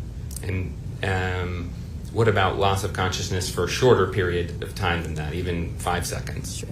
Kind of any loss of consciousness. If someone said, hey, this person was out, I'm going to start looking at that. Okay, and you feel confident that you did not hear about anything like that? I don't recall ever hearing that, no. And I think I asked you this, but just to make sure, did Mr. Ramon tell you how he believed that, what led him to believe that Ms. Paltrow had been the other person in the collision? No, aside from saying the name, he didn't expound. Okay, so then once you've done that assessment, have we covered that assessment, I should ask, that on the Hill? I'm sorry, could you repeat the question? Yeah, have we covered what you did in that assessment, what you remember in that assessment on the Hill? Yes, I mean, there's a bit more to it, probably. Okay, then please tell the jury. Yes, I don't want to cut you off. Sure, there's it's a head to toe, right? It's not just if you tell me your ribs hurt, I'm absolutely going to look at that, but they can distract from other things. So it's a head to toe assessment to make sure that there's nothing sneaky happening elsewhere. And then I would have like palpated the ribs, have him breathe in, make sure that's all going properly. Got it. Okay. And what were your findings after that head-to-toe assessment? The majority was that rib pain. He wasn't having trouble breathing, so I was comfortable with that. But he definitely had something going on in that vicinity. Okay. Got it. Then, as I understand it, I think Mr. Sanderson has spoken to this, that he was taken on a toboggan. Is that right? Correct. Yeah, I packaged him in the sled and took him down to our first aid area. Okay, and what happened after that? We would have gone into first aid and I think sort of reassess once we're in a place where, okay, pull your jacket off, pull your helmet off. Does anything else hurt now that it's been a few minutes? And then from there, I do recall I spent a fair amount of time waiting for his friend to bring the car around. So we chatted for a bit. And when you say a bit, an estimate of how long that actually happened? Around 2 hours. Okay, and how long was the assessment on the hill? It was probably 10 minutes. That's a rough estimate, but 10 to 15 to get the before car? We were packaged. Is that what I heard? And moving. So you spent a lot more time with him in the first aid clinic. Yeah. I did. Yes. Yes. It's okay. And is that typical that you would stay with a patient for 2 hours? It's a bit abnormal. We do try and get back up into rotation, but also Deer Valley's customer service says that we stay with the patient until the end, make sure, A to B, they're on their way and are in a good spot. And it's also just good medical care to not say, see you, bye. Right. That makes sense. And was there any reason, aside from waiting for this car, that you needed to stay with him for 2 hours? I wanted to keep assessing and make sure that he didn't trend downward in any of his symptoms, which he did not. So that was the main reason, was just to make sure he got on his way. Okay. So was there any indication early in the first aid visit, the reassessment down at the bottom of the hill, that he would need 2 hours of care from you? No. Okay, and why do you say that? He wasn't, trending downward. His symptoms were staying the same with his rib pain, and sort of that rattled kind of feeling that I'd noted on the hill seemed to be dissipating. We were able to converse pretty well. Okay, and was there any time during all of that afternoon that you spent with Mr. Sanderson that you saw evidence of a head injury or a brain injury? No. As time went on, I said this guy is ANO4, so I felt comfortable releasing him in private vehicle. And was that ANO4? Is that what you just said? Yes. Okay, and again, that means that he was alert to those 4 different categories you mentioned earlier. Correct. And I think he earlier told the jury that you gave him some things to remember.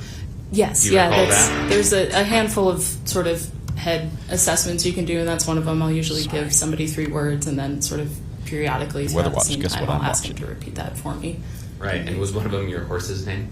No, that's not usually one I use. Oh, okay. I use Blue Snow 24 without fail the whole time I've patrolled. Okay. So. And let's see. So you were doing various tests to make sure that he was fully alert and his cognitive facilities were intact. Is that correct? Correct. And you found no concern. He was not trending downward. He was solid. But did you encourage him to go get further care at all? I did, yeah. And what was that for? He had the rib pain, and I told him if any other concerns came up, then you should talk to whoever sees you at the clinic. Okay, got it. So let's go to your report. Well, actually, let's finish the day. So you finished with him once he got a ride and you knew that he was okay, that he had someone to take him. What did you do after that?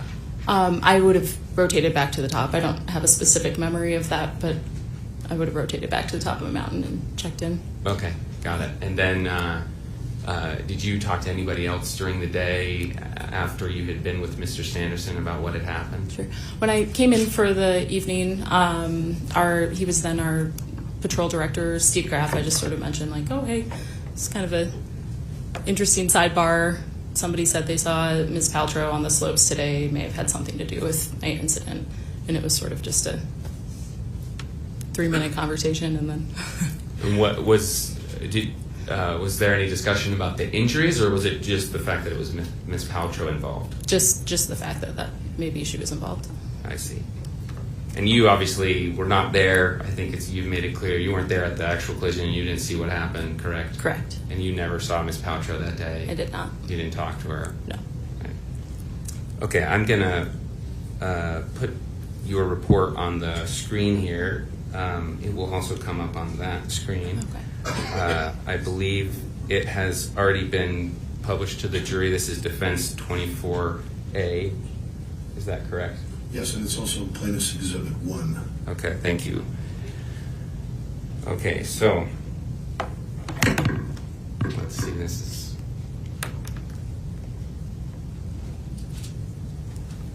I'm using a different cord here up here that I haven't been using back at my table, and it's not working. Let's replug it in. WeatherWatch sent me a file where someone has doctored our images and audio to make it look like we're doing something, singing a duet, as a matter of fact, with each other. Sorry for that. I think it's his brother that's done this, and it is hilarious. I'm not sure if I can post it without a copyright strike, but I think I can put it in the Facebook group, and maybe WeatherWatch. We can post it in Discord as well, somewhere where it's not going to cause problems. Okay, I think let's go back to, we know that this one works. But that's what I was watching. Is that little video clip. Should be good.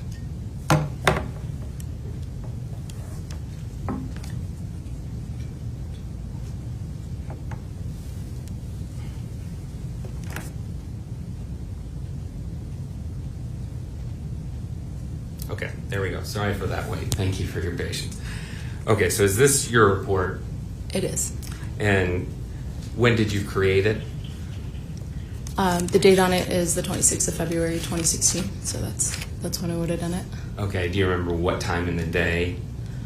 I don't specifically recall, but it does say 12 p.m. on there. Okay, got it. And I'm just going to go through a few parts of it here. So if we pull up the first part. Oh, I apologize. We need to redact this. I'm on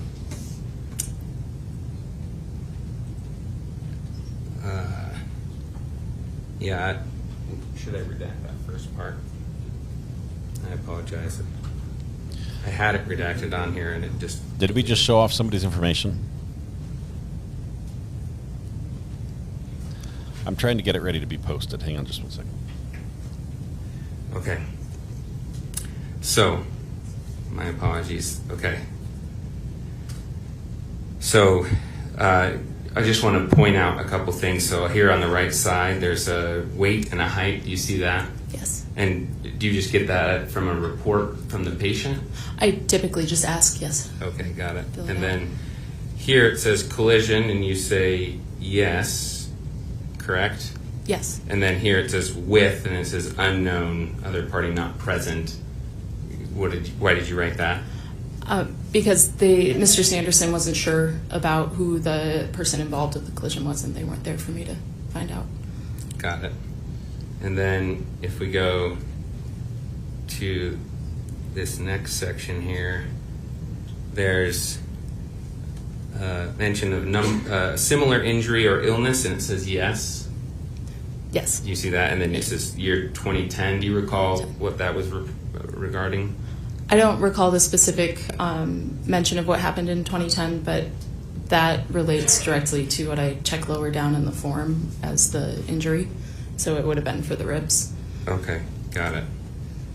Yeah, let's go to that. So down here where you talk about the injury, it's a section that's called possible injury, correct? Here Correct. On the side? Yes. And you checked fracture, I see. There's a X there, correct?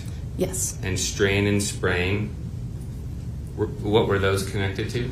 To the ribs, yes. Okay. We do not diagnose, so that's why it's possible. So Got it. And then there's also a note of or a box relating to concussion, and then head over here. Those are not checked, correct? Correct. And would you have checked those if you were concerned about possible concussion? I would have. And then a head injury as well? Correct. And then this section over here says other, and then if I'm reading your handwriting correctly, it says ribs? Yes. Okay, got it.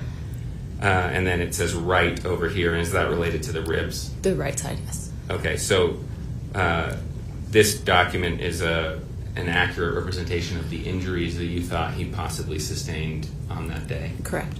Okay. And this also mentions that first aid was rendered both at injury site, you had an assessment, correct? Yes. And then also in the aid area, you reassessed. Correct. And you've already explained those two assessments, right? Yes. Okay. There's one part that I redacted that I want to pull up, so give me a second.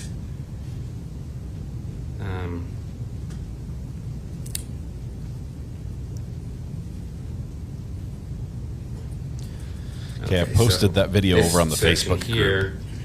We might have to get it. It says over to Discord corrective as well. lenses required, and it says yes. Do you see that? Oh, whoops. It's gone. Sorry. Yep, sorry. There it is. Go ahead. Corrective lenses required. Yes. Yes. And then it says worn, and you check no, correct? Correct. And why would you have done that? I'll ask them the corrective lenses question if they do need them. If they tell me yes and I don't visibly see glasses, I'll ask if they have contacts in. And if they tell me no, then I'll check no. Okay, got it. The second page of your report is Defendant's Exhibit 24B, and I think we've already published this, correct? No objections?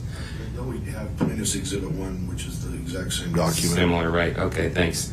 And then here I just wanted to point out there's various places where you get to kind of describe a little more detail, correct? Yes. And here's a section where you get to talk about what you did. And it says assessment. Do you see that? Yes. And then mild disorientation. What did you mean by that?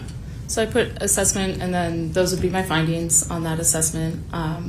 His mild disorientation when I was there was the lack of specificity for what had happened during the collision. He was able to tell me that there was a collision and not much beyond that, or who was involved, and then the rib pain that we found. Okay, so that mild disorientation, and when you wrote it, you didn't mean that to indicate any cognitive problems or concern for concussion, anything like that? I think it did originally spike my concern for a head injury because he wasn't able to tell me how he fell. But then as time went on, I became less concerned about that, as I noted later. Right, and are you referring to the reassessment that says disorientation lessened? Yes. Got it, okay. I also note on this page that there's a section down here that says witness, and there's contact information, identifying information you could have put here, but you didn't put anything. Is that correct? Correct. And why didn't you put anything?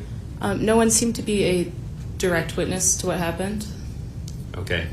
If Mr. Ramon had told you, I saw this and here's what happened, you would have put his name here? Yes. Okay. And at the bottom, you can't see it that well with what I called out, but is that your signature at the bottom? Yes. Whoops. So sorry about that. If you go here, right at the bottom, it says, I carefully read the above statement and it is true and accurate. Yes. And then that's your signature that's after my that? signature, correct. Okay, and you stand by that signature? I do. Okay.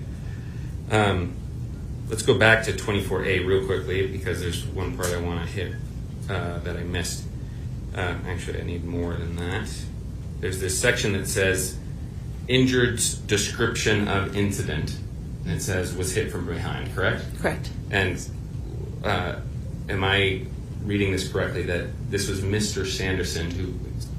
Sanderson's description because he was the injured? Yes. Okay. Yeah. Typically, I ask the injured party what happened, and then I'll write down exactly what they tell me. Got it. Okay. There's also an addendum to your report, right? There is. And can you tell the jury why you made an addendum to your report? Sure. And I forget who exactly made the request, but it was just requested that I fill out an extra form with anything else I might have remembered. Okay, and this is Defendant's Exhibit 25B, and I think it has been published. No objection, correct? No objection. It's also part of Plaintiff's Exhibit 1. Great. Okay, so is this the additional comments that you made? It is. Okay, and there's a date down at the bottom, I note, that's 3/18/2016, which is obviously after the accident, correct? Correct. And so, again, why did you do this a few weeks later? Sure. To my knowledge, it had come to note that maybe Ms. Paltrow had been present on the mountain, and with all the different information coming through the office, I wasn't privileged to that. They thought that maybe they would want some more information for that, so they asked me to write it down. Okay. So was there a question in your mind initially about whether Ms. Paltrow actually was involved? No, it wasn't something I was really thinking about. Okay. So you weren't sure whether what Mr. Ramon said was true? Yes, I was just focused on patient care at that point. Okay. And if we go to the actual comments here, let's do your first paragraph. Do you mind reading it for us? Sure. I recall that upon arriving on scene on Bandana at the bridge, I found the patient, Terry, standing on the right side of the run in his skis. The mountain host that had radioed patrol was above doing traffic control. A friend of Terry's was also present, a large man, blue jacket, black pants, dark hair, hereby referred to as large male friend. Terry said that he was uncertain what had happened. LMF told Terry that a woman had struck him from behind, knocking him down. LMF stated he had believed that the woman had been Gwyneth Paltrow. Okay, so there's this note, I think you've already described this, but I want to make sure I understand. Terry said that he was uncertain what had happened. He actually told you that? Correct. Okay. And then LMF, who you understand is Craig Ramon, is that right? Yes. And told Terry that a woman had struck him from behind, knocking him down. So that was something you heard Ramon tell Terry? Yes. He didn't tell you that? No. Okay. Let's go to the next section here.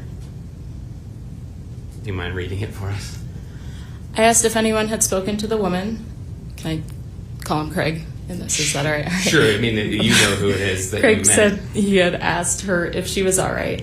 He said she had told him she was fine and skied away. During assessment, transport, and time in first aid, Craig continued to say that the woman involved in the collision was Gwyneth Paltrow. So you remember that he kept bringing up this point of Ms. Paltrow's involvement? I do. And you don't know how he knew it was her? No, I don't. Okay.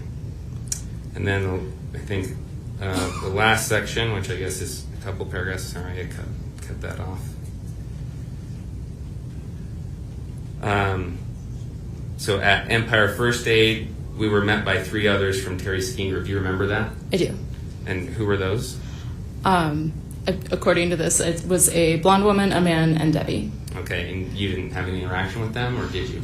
I don't specifically recall it. I do know they came into first aid to check on their friend, but that's the extent of my recollection there. Okay, and did they stay with Terry the whole time he was there? No, after, and I don't know how long, everybody went back out skiing and one went to go get the car. Okay, and left Terry with you alone? Correct. Okay. And then there's another sentence here that seems like the similar things you've said before. I recall LMF or Craig reiterating to the group his identification of the woman to have been Gwyneth Paltrow.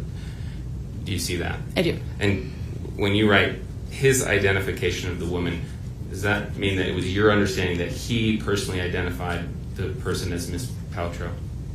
That was, yes. I guess I probably made the assumption that it was a site thing, and that's what he had come up with. Okay.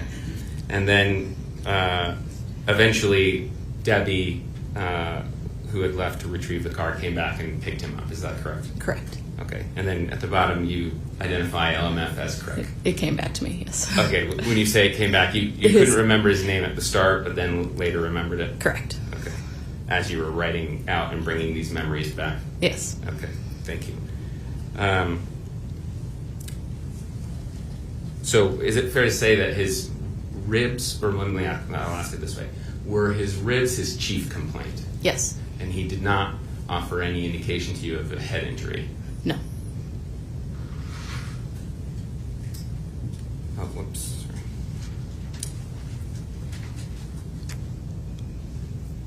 I have just one last thing I want to look at, and then I think we're done.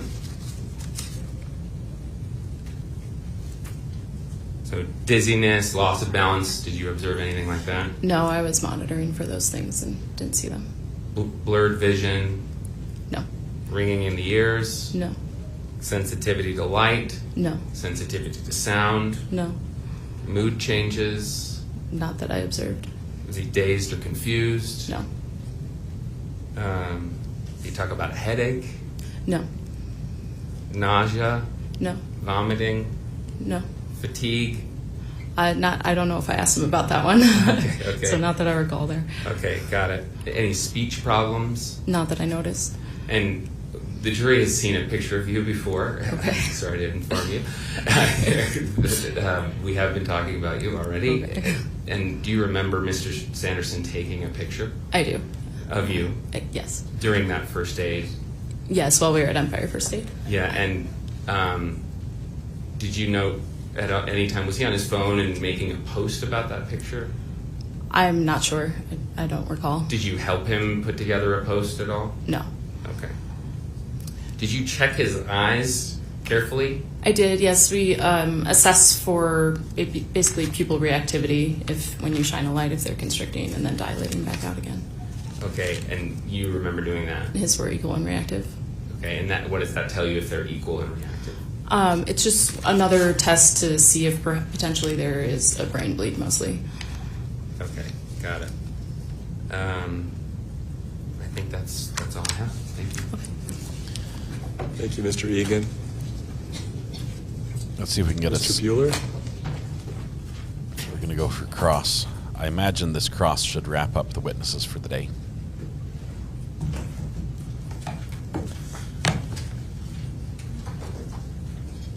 I think the plaintiff's or defendant's exhibit of your report is a little bit clearer. The one we have is a little less clear on page 3. What was that exhibit number for defendant? Which part of it? First page. Is it a 20 separate exhibit? Yeah, 26. It's around. So 24A is the first page of the incident. B, C. Yeah, they're slightly out of order. The supplemental report is 25B. Yeah, if that's what you're looking for. Okay. Lots of iPads in the courtroom. Are you qualified to diagnose TBI or brain injury? No, I do not diagnose. You noted on your report that there was, under assessment, the first thing you wrote was mild disorientation, correct? Correct. And then rib pain right side, correct? Correct. And then transport via toboggan to EFA, that's Empire First Aid? It is. And then reassessment, disorientation lessened, but the disorientation was still apparent at the first aid station, right? Not by the time Mr. Sanderson left, no. But before, when he got there at the first aid station, he had mild disorientation. I do not recall that being down there. Okay.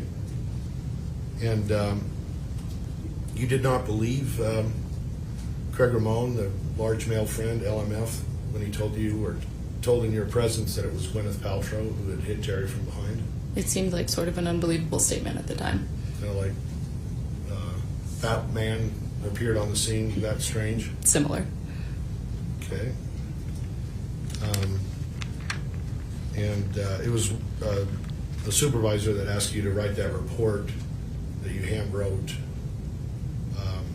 3 weeks later, correct? Correct. Okay. Was Terry Sanderson very appreciative of your assistance that day? Yes, I remember him being very kind. Yeah, do you understand he still is very appreciative of what you did? I'm glad. Glad I could help him. Okay. You said he was rattled on the hill. Yes. What is rattle? Well, does rattled mean disorientation? That is my version of it, yes. That is how I would present that.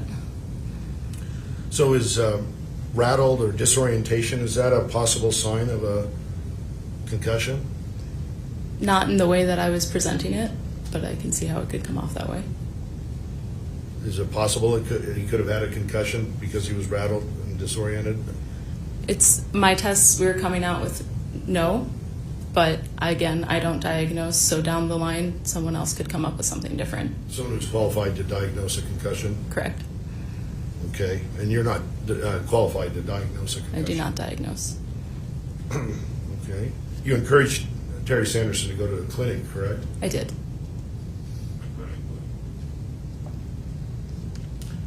Can you, let's see.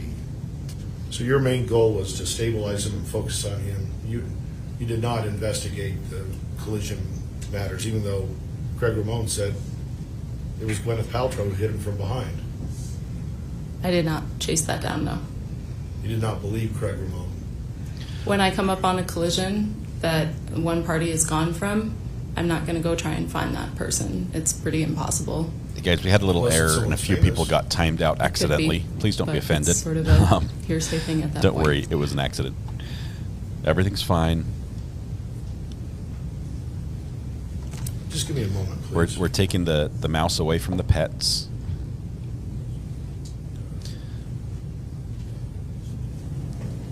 Thank you, Ms. Smith. That's all I have. Hold on one second.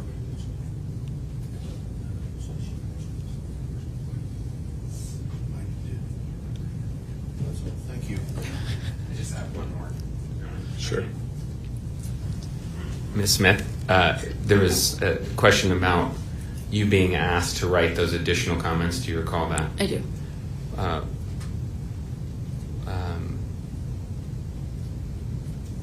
Did you write those with any intention of covering up anything that you knew about this accident? No. Or covering for Ms. Paltrow because she's a celebrity? No. Okay, thanks. Mr. Bueller?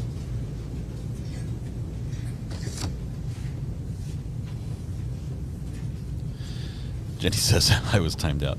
Yeah, I think we had a cat and mouse game. When you wrote those comments, you were trying to reveal that Ms. Paltrow was involved in this. At least her name was mentioned, right? I was just writing down what I recalled. Okay. Thank you. That's all you're on. Okay. You're excused, but you may need to be called back again. Okay. So please don't discuss the case with anyone, and don't watch the proceedings. Okay. Thank you. She's like, whatever. I'm going right back to the ski run, where I imagine she's probably done a few runs today as well. And I think he's out there, so we'll have to go grab him. Sure. Okay, we might have Gwyneth Paltrow's son coming in. No. We'll see. I don't know. I thought the kids were supposed to be today, so I'm not sure if those will happen or not.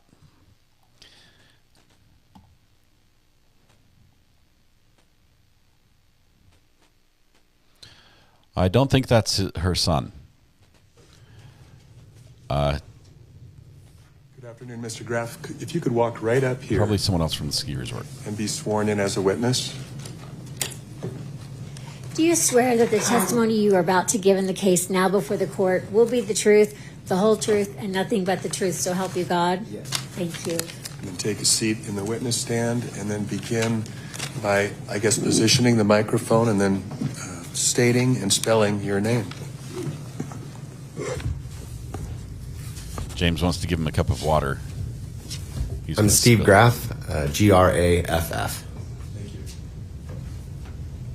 Your Honor, as we walked in, the witness told me that he is thirsty. Do you mind if I give him a drink? Yeah, please do. What about a donut? Can we give him a donut? Thank you. Or a spare bagel from the security crew?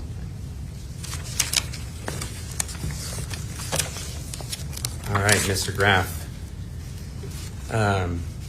Thank you for being here. We don't have much time, so you'll be quick. That wasn't the question. I first want to ask you whether you know about a man named Mr. Sanderson, Terry Sanderson. I do. And how do you know about him? We could be really fast. I know he was involved in a a ski accident at Deer Valley in February of 2016, and he has subsequently filed suit against originally Deer Valley and Gwyneth Paltrow. And how do you know about this? Well, I know about the accident beginning the day of the accident and have been involved in it off and on for the last 6 years. Okay. And in what capacity did you learn about this accident in terms of professional life? Well, my professional life, the day of the accident, I spoke with Whitney Smith about it at the end of the day. Okay. About the accident. And what did you learn from her? What was your understanding from your conversation with her? It was just end of the day work in the ski patrol room as the patrol comes in. I'm usually around that area, so if they have questions about scheduling, just talk about the day, any of those type of things. And she was in the Empire First Aid Room for an extra long period of time, so questioned about that. And she said, yeah, the crazy thing is there was somebody there that said that Gwyneth Paltrow was involved. Okay. Anything else that you understood from your interactions with her? That was the end of any interactions with that for a number of days. Okay. With end of interactions with Miss Smith? Yes. And what was your role, your job at Deer Valley at that time? At that time, I was the ski patrol manager for Deer Valley. Okay. So you managed all of Miss Smith and her colleagues, making sure that they're organized, running the various runs so that they can help people that may be in trouble. Is that a good sort of layperson's That's a pretty good description. There were 70 ski patrollers, managed staffing 6 different mountains, number of different ski patrol stations, first aid rooms, things of that nature on a daily basis. Okay. And so after that assessment, or sorry, I shouldn't say assessment. I was saying that a bunch with Miss Smith. That interaction with Miss Smith. Did you have any other involvement in trying to determine what had happened in this collision? Not that day, no. It wasn't until maybe a week to 10 days later that I saw a instructor comment form come in from Mr. Christiansen, and he had been with Gwyneth Paltrow that day, and he had listed that she was involved in a collision. And so I reached back out to Whitney and said, hey, there might be some validity to that. Do you mind giving us some more information on that? I see. Because at first it wasn't clear that the claim about Ms. Paltrow was in fact true. Is that correct? No, it was reported to me as just somebody in the background saying, beautiful blonde woman at Deer Valley must be Gwyneth Paltrow. Okay, got it. And did you do anything further to try and figure out? He just did you see that slant? He looked over to see what Gwyneth was doing. His response. Employees knew anything about the collision? Not at that time, no. Okay. Did you? This is later? Director of Mountain Operations at Deer Valley, Steve Graf. Graf. Well, a lot of things happen. So chronologically, in the interest of time, I'll just kind of quickly go through how these things transpired as far as I'm aware. So I mentioned that, week, 10 days after the accident, noticed that there was an instructor comment card, verified that Gwyneth was there, asked Whitney to follow up on that, maybe a few more statements about what happened that day to add to her incident form. And then nothing for maybe a month or so. Sometime, March, April, I believe, John Gay, the director of skier services, received a letter from Mr. Sanderson. And in the letter, if I remember correctly, he was concerned that the skier responsibility code wasn't being applied evenly because of Ms. Paltrow's celebrity status.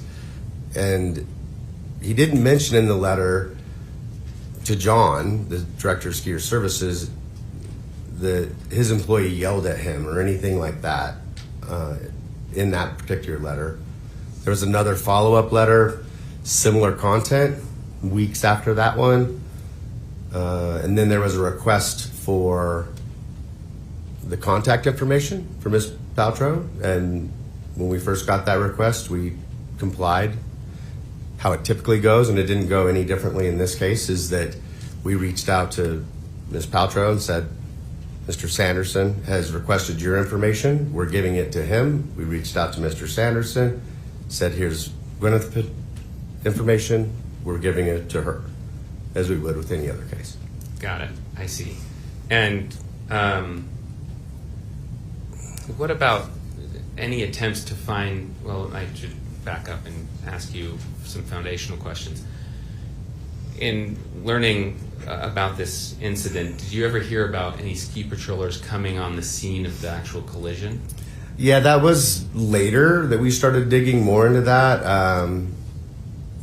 We supplied that information. It wasn't until 2019, I believe, when we were served, and we really started digging into what had happened and getting statements from people and depositions and all of that. And through that process, we dug a lot deeper into, I believe it was Chris Jansen that said a ski patroller came by the scene while they were still there and everybody was present, or mostly present. And so we looked into that, and there were two potential people that matched the description. I believe one of them was on Empire, one of them was on Flagstaff. Bandana Ski Run connects both of them. So we reached out to both of those. They didn't recollect skiing by and asking anybody if they needed help. But that's not unusual. That, on any given day, it's probably more unusual on a ski run that I don't ask somebody if they're okay. It's just very common occurrence. You go, you see someone standing there, someone looking at a map, someone picking themselves up. It's very common to say, "Are you okay?" And yep, everything's okay, and then moving on. And there's no documentation of that. It's just routine business. I see. And were there patrol logs that were connected with this? I think the jury's heard some description of logs that are kept about who's on which run in terms of the patrol people. Is that right? Yes, that's true. There's logs on every mountain, and not every run is logged, but if a ski patroller goes down a run, they come back. They're like, "Yep, I did Bandana at 11:24," and they would write that down and put their initials on that. Got it. I believe I have those logs, which are Defendants Exhibit 26A and through C, and I don't believe that we have published these, so I would ask for permission to publish these and admit them. And how are they been marked for identification? Defendants Exhibit 26A through C. Through C? Yes. Okay. Any objection? Just a sec, Your Honor. We didn't need to find it.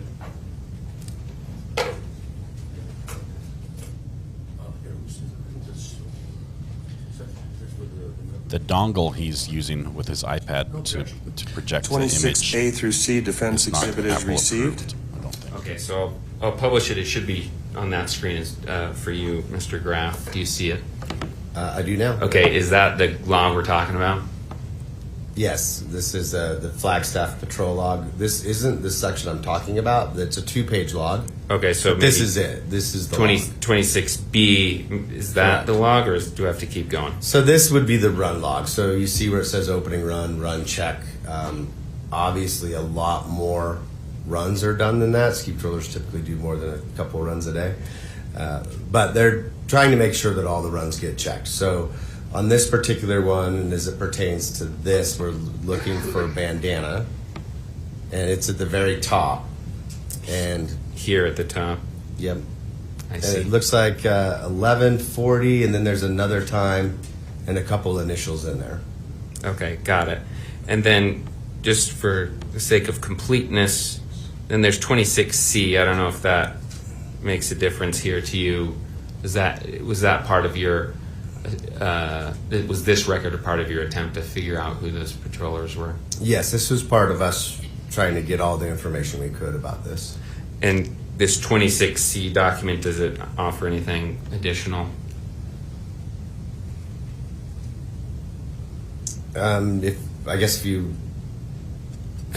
zoom out, yeah. So this is sweep, so that's after the accident, so it doesn't offer anything additional there. The page that you showed previously has names of the people that were on the mountain that day. Is that this page? That's this page, correct. I see. So at the top there. At the top here, okay. Yep.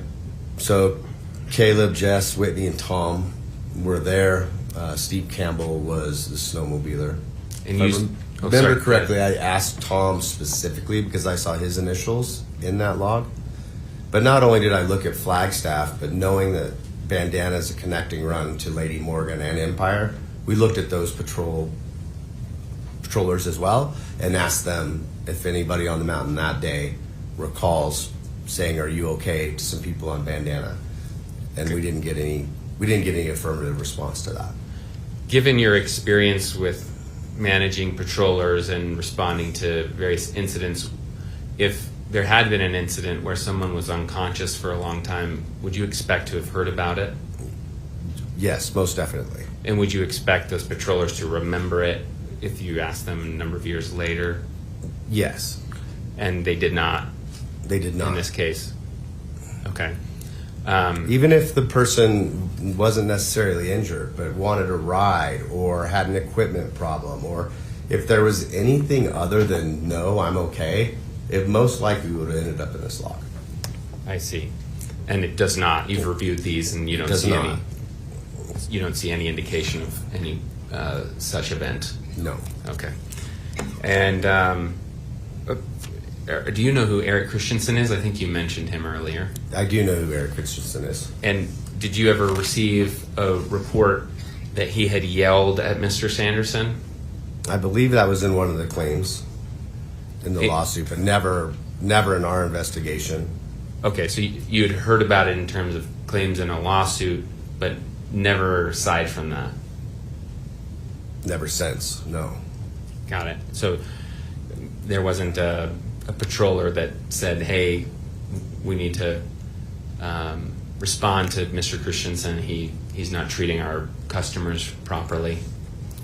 Right. In our investigation of all of our employees that were involved or could have been involved, that's never come up. That question, that no one ever said yes, that there was yelling or even raised voices. And if that had been reported, how do you respond to those things? How do you, investigate an incident like that, maybe discipline employees? Yeah, I've been a leader and manager of employees for nearly 30 years now, and if any one of my employees verbally assaulted or guessed or yelled at them or behaved in any way that was inappropriate, we would definitely take action with that. And no action was taken against Mr. Christensen? No action was taken, no. And I understand, if I'm correct, you're no longer in that patrol manager position, is that right? That's right. I was the ski patrol manager, and in 2017 I became the director of mountain operations, and in 2022 I'm the vice president of mountain operations. Okay, so is it fair to say you're familiar with how Deer Valley responds to employees that have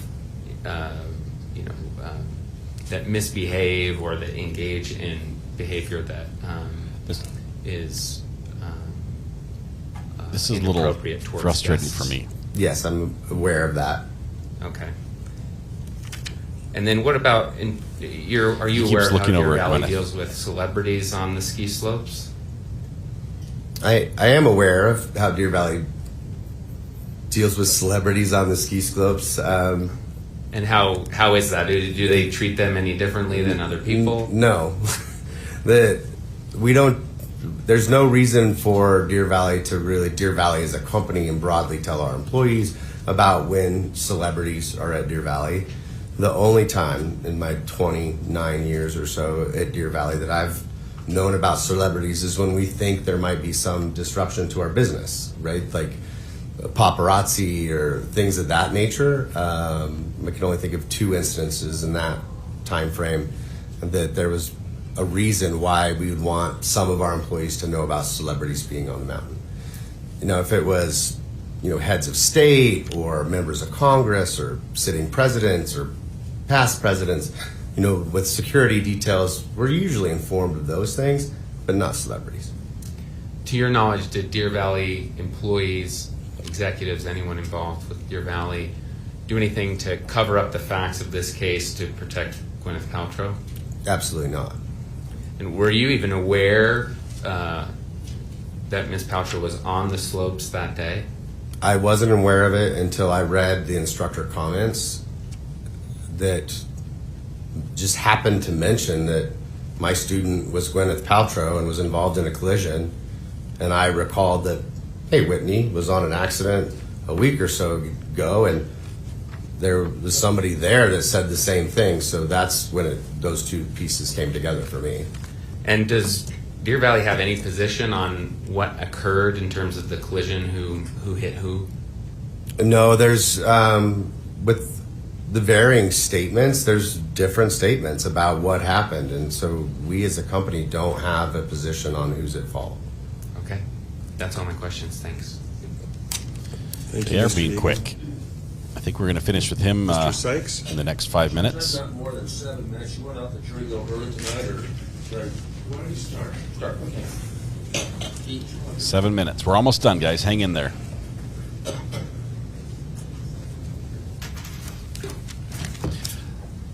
My familiarity with ski patrol is limited to a couple people I used to work with who are also on ski patrol as a second job. I was not on ski patrol, and those people at a different ski resort, not Deer Valley, it was a party. It was puff puff pass in the ski lodge type thing, in the ski patrol lodge, the shack. It was just party all day and ski all night type thing. And so I hear these descriptions of ski patrol sounding all professional, and that's not what I know. But of course, I have no knowledge of this ski resort. Nice to see you, Mr. Sykes. We know each other from other cases, don't we? We know each other, yes. Excuse me. Excuse you, yes. This is the log that was referred to a minute ago, 26A. Can you see it there? I do. Mm-hmm. 9:58 a.m. skier assist. What was that next word? Can you read that? Well, knowing that it was on Flagstaff Mountain, I'm going to say it's Sidewinder. Okay. Sidewinder is a run there. Next one is 10:36. Lost something boot. Is that right? It says lost boulder, bad boot. Yeah. Goes back to what I was saying before. A skier has a bad boot on, was it bandana? That would be lost boulder, bad boot. Okay, lost boulder, a bad boot, and that gets logged in. Correct. Right? And a skier collision on bandana doesn't merit a login at, let's say, we'll see you, Lisa. 11:55. Thanks for being here. Have a good night. Collision doesn't even mention get a mention. Yeah, that goes back to what I said before, that if it was equipment like bad boot or somebody needed an assist, like maybe they needed a ride down, it would get logged. But if the people said, I'm okay, it wouldn't. Okay, at 12:02 p.m. now, Whitney Smith, it says Whitney there, is, and a possible 10:50 is a collision, right? Possible 10:50 is an accident. An accident, okay. And bandana, okay? And she notes skier collision, disorientation. Correct. Now, you investigate these things for Deer Valley. Is it your position that maybe 7 minutes, just 7 minutes or so, after that collision, he's disoriented, but at the time of the collision, he's not disoriented? Is that your position?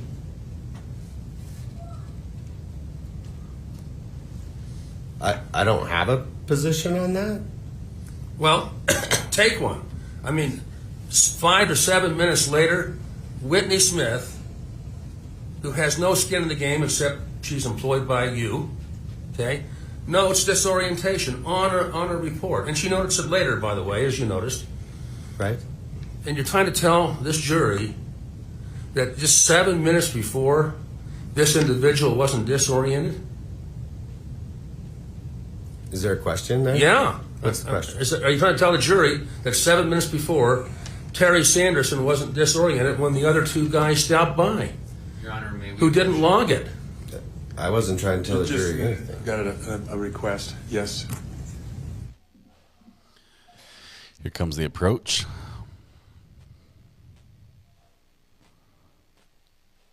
And Gwyneth just went to talk to her security detail.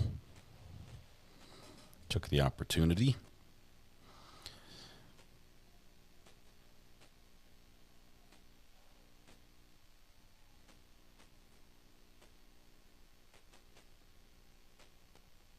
Okay, so as they're talking, this is almost done. They've got moments before the judge is going to call this quits. Do you remember the question? No. Okay.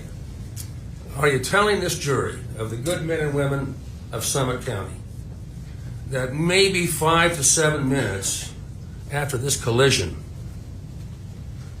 it's noted here, I assume by Whitney Smith, or someone noted it, that there was a collision and there was disorientation, and that 5 to 7 minutes before that there was no disorientation? Is that what you're saying?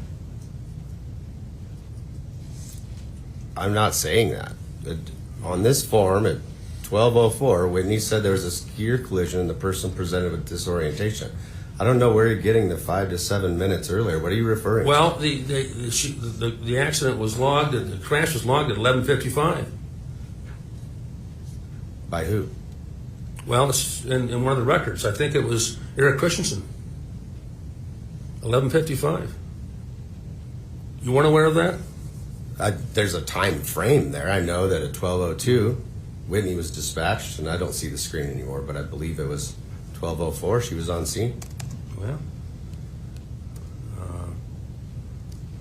okay. So Chris Jansen said he was on scene. Yeah, that was right. 5 minutes before then, and he didn't notice disorientation. Yeah. All right. And you're no. Have you ever had a broken rib? Yes. It's pretty painful, isn't it? Incredibly. Very painful. Incredibly painful. Have you ever had 4 broken ribs? 4. No. Okay. Terry was diagnosed at the VA with 4 broken ribs the very next day. Okay? Now, is it reasonable, and you've had a long history in skiing and with Deer Valley, long illustrious history, right? Yes. Okay. Do you think that a man who just had 4 broken ribs, 4, okay, would tell a ski patrol guy who came by that he was okay? Is that reasonable to you? Yes, that's reasonable. 4 broken ribs. I've seen that happen over and over again. Over and over again, people with 4 broken ribs tell a ski patrol that they're okay. Maybe not with 4 broken ribs, but quite frequently people say they're okay. They want to be okay. Okay. Let me ask you. That's what I thought too, Matthew. Walks up for dramatic effect right in front of the jury.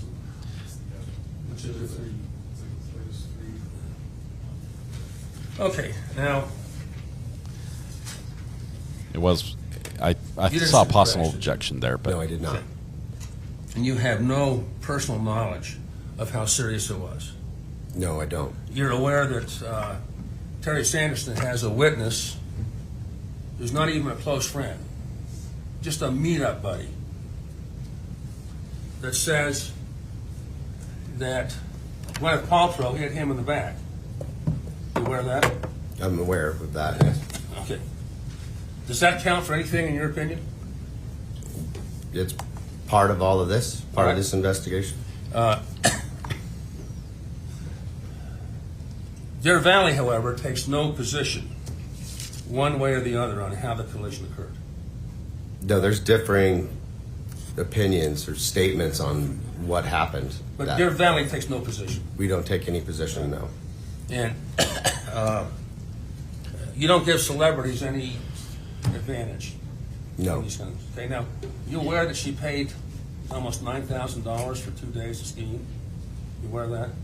I believe I saw that somewhere in the records. I think it might be overly inflated, but somewhere in there. It doesn't sound unreasonable. Okay. Now, that's a lot of money to pay for 2 days, isn't it? It's all right. Deer Valley costs a lot of money. Mr. Sykes, I hate to interrupt you, but we can either recess now, or if you just have a few minutes of questioning, you could finish. Here goes the recess. I hate to hold the jury late. Why don't we recess and I'll finish tomorrow? All right. Is that okay? I have an objection to finishing tomorrow. Why don't we address that at after the jury's excused? Thank you. Members of the jury, we're going to recess now until 9 a.m. tomorrow morning. So remember my admonition not to talk about the case with anyone, not to do any of your own investigation, And if you happen to look at the television or listen to the radio or go online, You're please fired. avoid reading anything or listening to anything about the case. So thank you. Hopefully we won't have a storm in the morning. Okay, so that wraps up. We're going to continue with the this cross-examination of Steve Graf by Mr. Sykes. Hopefully his cough gets a little better and he, at least doesn't cough directly all over the microphone tomorrow as we begin the day off, because that would be a rough start to the morning. It is interesting that Deer Valley does not have a position on anything. Mr. We don't have a dog in this fight. Excuse my client. Yes. Yeah. Did you have something you wanted to talk about? Yes. Attorney for Deer Valley comes up. Your Honor, the plaintiffs still have not rested. That was supposed to take place Friday at the end of the day. I had Apple Martin, Moses Martin, and Brad Falchuk all ready to go this morning, and they were unable to testify. As I understand it, plaintiffs will not oppose Apple and Moses having their deposition transcripts read into the evidence. Can we confirm? Mr. Sykes? That's correct, as long as our additions are added, which I've given counsel. Thank you. And Brad Falchuk is still, we still haven't made a decision. We may need to read his transcript in too. We have 2 full days tomorrow. The court hasn't made a decision about what? Oh, sorry. Brad Falchuk is the husband. With me? And what decision do I need to make about that? I'm sorry. You need to make a decision. Okay. I'm speaking through a mask, which makes it hard. Tomorrow, Tuesday, can I give my lineup? What's the lineup for tomorrow? McMahon. You're giving the lineup. You're giving the lineup. Okay, go ahead. We're starting with, finish up Mr. Graf. We're going to nod. My objection to, we're already terribly behind. Just a minute. Mr. Graf in the room here? Maybe you better run out and grab him and make sure he's going to be here at 9 o'clock in the morning. Somebody from the plaintiff's side. So 4 of our witnesses have been thrown off, just to let you know, because we had 7 planned for today. And that's your choice, counsel, to throw them off. So each side gets 50% of the trial time, and you're making a decision about how to allocate that time. Based on the assumption that plaintiffs would be done on Friday. And that's between the 2 of you. Okay. I'm not complaining. I'm just putting this on the record. And so we have it sounds a little like a complaint. 8 experts, 4 tomorrow, most out of state, 4 on Wednesday. So we're lumping in now people onto Thursday morning. Anyway, you see that I've got in the time for Thursday morning, it's 2 hours and 2.75 hours or something like that. That includes closing arguments. Wow, that means 0.75 hours. Well, Tuesday morning or Thursday morning. It's just an estimate of what's available. If we take up a lot of time in out of jury hearings, that'll get smaller. And you're running an excellent court. I'm just saying an hour for closing on both sides means essentially no evidence on Thursday morning. Well, you can start your closings earlier than that. It just depends on when you rest your case and when the plaintiff rests their case. But your half time includes your closing argument. See, thank you for telling me that. I hadn't focused on that. So you envision the jury commencing deliberations at about noon? That would be in a perfect world. Okay. And I understand, we don't live in a perfect world. And so if they have to be charged a little bit later than that, they have to be charged a little bit later than that. Thank you. But that would be in a perfect world. All right. So my concern, sorry to be so long on this. We have against your Michael time. McMahon, a physician assistant, Paul Bogger, our ski expert, Irvin Scher, our biomechanical expert, and Stephen Edgley, our neurorehabilitation expert. They are not flexible. So my concern with having Steve Graf come back tomorrow morning is that it's going to throw off these folks that are not flexible. Okay. I would rather Steve Graf come back, for instance, Thursday morning, so that we can get our experts who are time. Sure. Thanks. So you've got an expert that's ready to go at 9 a.m. in the morning? So Michael McCahan is actually not our expert, so I may have misspoken. He was the treating physician assistant at the Instacare, Sure. and he is ready at 9 a.m. Yes. Okay. All right. Well, Your Honor, I'll probably only have about 10 to 12 minutes to finish this up. Why I don't could we- wait, but I'd rather just get it done. I realize that, but we do have some professionals that we need to make some accommodation for, and so why don't we wait with completing Mr. Graf's testimony until we can fit it in sometime a little bit later. Maybe later tomorrow, or if you want to schedule him for a specific time, we can do that as well. So, Steve Graf has flexibility to show up anytime.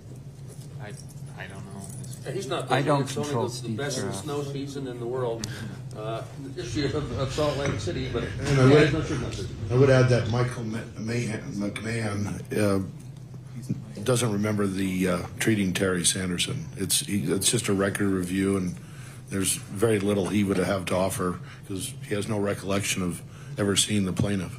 I think he will be short. So why don't you speak with counsel for Deer Valley and find out when you can schedule Mr. Graf, when makes sense to schedule him.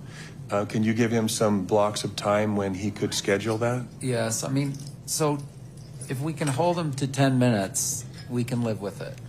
In the What we morning? Tomorrow morning? Yes. What we can't live with is it's 10 minutes and now it's 2 hours. well, are you going to do another 10 or 15 of redirect? James is on it. Probably not. I will commit to 10 minutes. All right, then we'll call him in the morning. Mr. Graf did say that he's available. Okay, so why don't we get him back in the morning? And we'll even is funny. we'll start as soon as the jury's here. If they're all assembled at 10:02, we'll start. And Judge, just for the record, I've been in lots of trials, lots of jury trials. I've never seen so many sidebars in a case as this one. Is that a Requested compliment? by the defense. Is that a compliment or a criticism? It's a compliment. You're working very hard, Judge. Thanks. Anything else, counsel? Thank you, Judge. All right, so come early. The jury has been asked to be here at 8:45. If they're all assembled, we'll start. 8:45? Yeah, let's start it then. Okay. Thank you. I swear, when this case is over, all the lawyers are just going to duke it out in the parking lot. It's just going to be.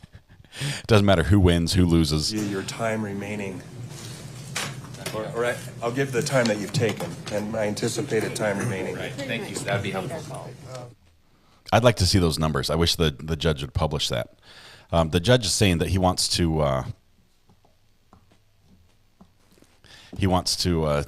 have each side have equal time in this case, back and forth. Bill, that's the best news I've seen all day right there. I found the spicy maple bourbon pickles. I think you meant B, not J, but could be either way. The drama is with the attorneys, not anyone else. That's where all the drama is right here.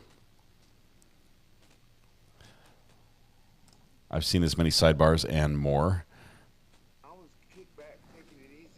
Hey, somebody said, I think it was CG in Texas said, I need to replace the cackle sound with Amber's laugh. Can someone find Amber's laugh again? I know someone sent it to me and I cannot find where it went. I opened it and it's now buried in a billion birthday messages. Send it to me again and I'll replace the sound effect. That'll be my homework. That's the only thing I'll do tonight. I won't do anything else. We need cameras on the ground outside.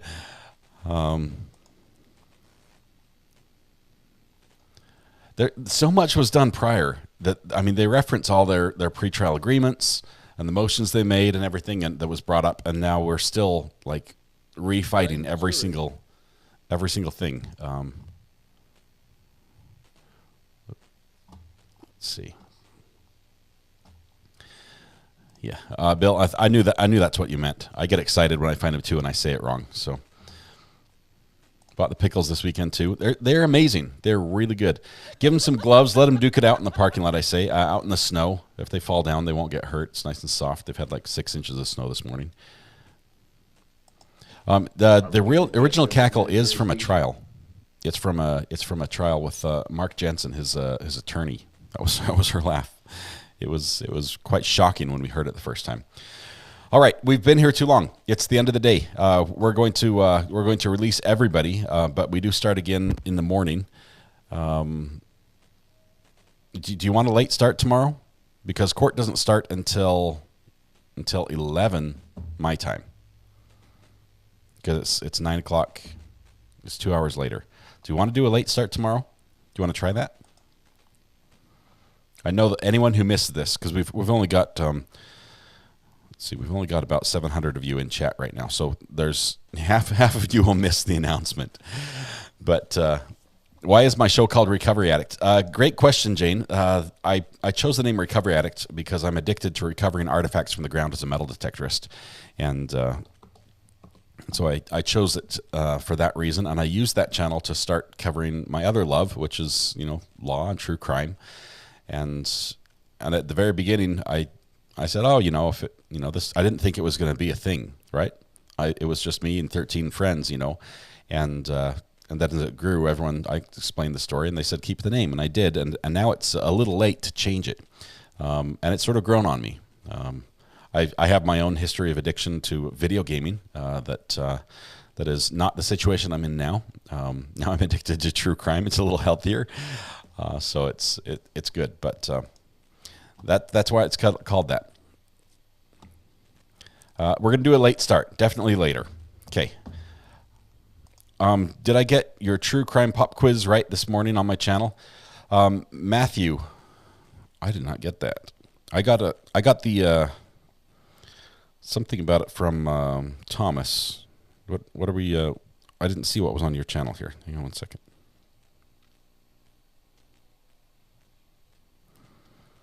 Okay, I think we're going to start an hour later. We're going to start at 10 o'clock Eastern tomorrow. Is that okay? Can you guys spread the word, maybe on Facebook and Discord, and just let people know? I'll probably have the stream, the placard open early, and we'll just need somebody to pop in and just say, hey, hold your horses. It's nothing's wrong. But we'll start it an hour later tomorrow. That'd be fun. And then you can tell me what you did in the morning during that hour. Instead of being in chat. You thought it was from Fight Club? Never seen that show, the movie. I know if I do see it, I can't talk about it though. I know that much. Rule number 1. Okay. Are there any questions that were asked during the day that I did not answer? Is there anyone that I ignored and has asked over and over? Can I get a wake up call? Yes. To schedule wake up call. If you need that, just go ahead and go to the main channel page, click the subscribe button, and ring the bell to indicate you want a wake-up call, and we'll see if we can get that taken care of. Appreciate you asking. 10 a.m. fits my staff meeting nicely, says 6 Volt Bus. So we won't see the testimony in the media. Which testimony, Nana? It's the first 3 rules. Yeah, 10 should be good. It works for this trial. The only thing that could be bad about starting an hour late is if the jury comes in on the ice cream man murder trial and comes back immediately first thing in the morning with a sentence. I don't think they will in the first hour. Really, that's just getting they're getting their donuts and their morning breakfast done. I don't think they're going to come back in the first hour. But if they do, we might start a little bit early. Mods are amazing today. Thank you, Katrina. You're awesome. I appreciate you as well. Even though you gave timeouts to all sorts of people who didn't deserve them today, I sort of thought that was funny. No one was offended. They all forgave. It was all in good fun. I haven't seen any hate mail from anyone about that. I think that's it. What's the time difference between us and JB? I think he's an hour off. I think he's just north of Toronto. Sorry, different north, Toronto. Somebody was saying, I'll share one thing. For those of my friends who live in the Utah area, and I know you're having a killer snow year, but the lake level has been really low. If the snow melts a little bit down in the valley and before it really starts melting up in the mountains, now is your last chance to try and get permission to metal detect on some private land right at the entry to the causeway that goes from, I think, Clearfield to Antelope Island. Right as you get to right at the beginning of the causeway on your right-hand side, is a property that used to house, we're talking way back when, like 1800s, a sort of like a carnival type festival, rides, swimming, parks, picnic tables, changing bathhouse, you name it. The Great Salt Lake was a major attraction, much like Saltaire was in its heyday, but probably bigger, but it was up north. It's completely gone. There's nothing remaining. A couple posts from some of the like the diving docks and things like that are there, but on that property, which is privately owned, and I believe was for sale last time I checked, there are going to be gold and silver coins everywhere. The silver coins in saltwater are probably not going to do too well. They'll tarnish, but any gold coins are going to be able to be found if you can get access there. Don't trespass, but if you can get access. I tried for years to get access, and the guy's like, no, I don't want to hassle with it.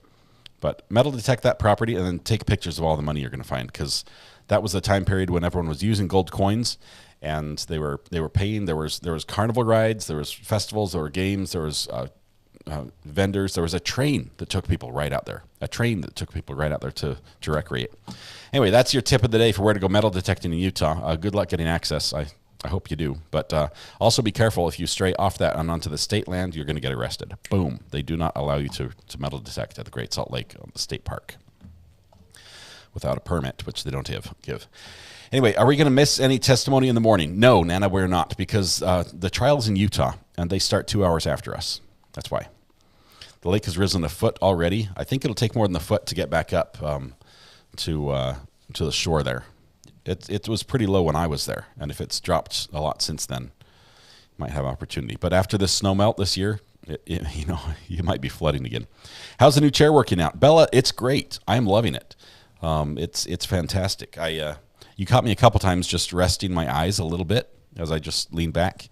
I was not sleeping. I was just contemplating how comfortable the chair was. Let's see. With all the uncertainty of the world, keep your gold and silver. Yep. Good times. All right. Thank you very much. Appreciate everybody. Let's wrap it up and let you go home. Okay. There we go. There's our music. Thanks a lot. Tonight when you go home, please hug the people you love, smile at someone, and make their day just a little bit better. Please stay safe till we go live again tomorrow morning, which will be 1 hour later. Spread the word. 1 hour later. 10 o'clock tomorrow is our start time. It's 10 o'clock Eastern. Stay safe. Have a prayer in your heart for the affected people in Tennessee today with the tragic shooting that happened. Just heart-wrenching. We've got to find answers. I don't have them, unfortunately. I realize that's a discussion that probably is not going to be the most effective here on the internet. But just be mindful of that. Let's treat our neighbors a little better than we do. That's probably a start. We'll start there. 80s Music Fans just turned off the lights, so we've got to go. Have a good night. We'll see you in the morning, an hour later. Bye.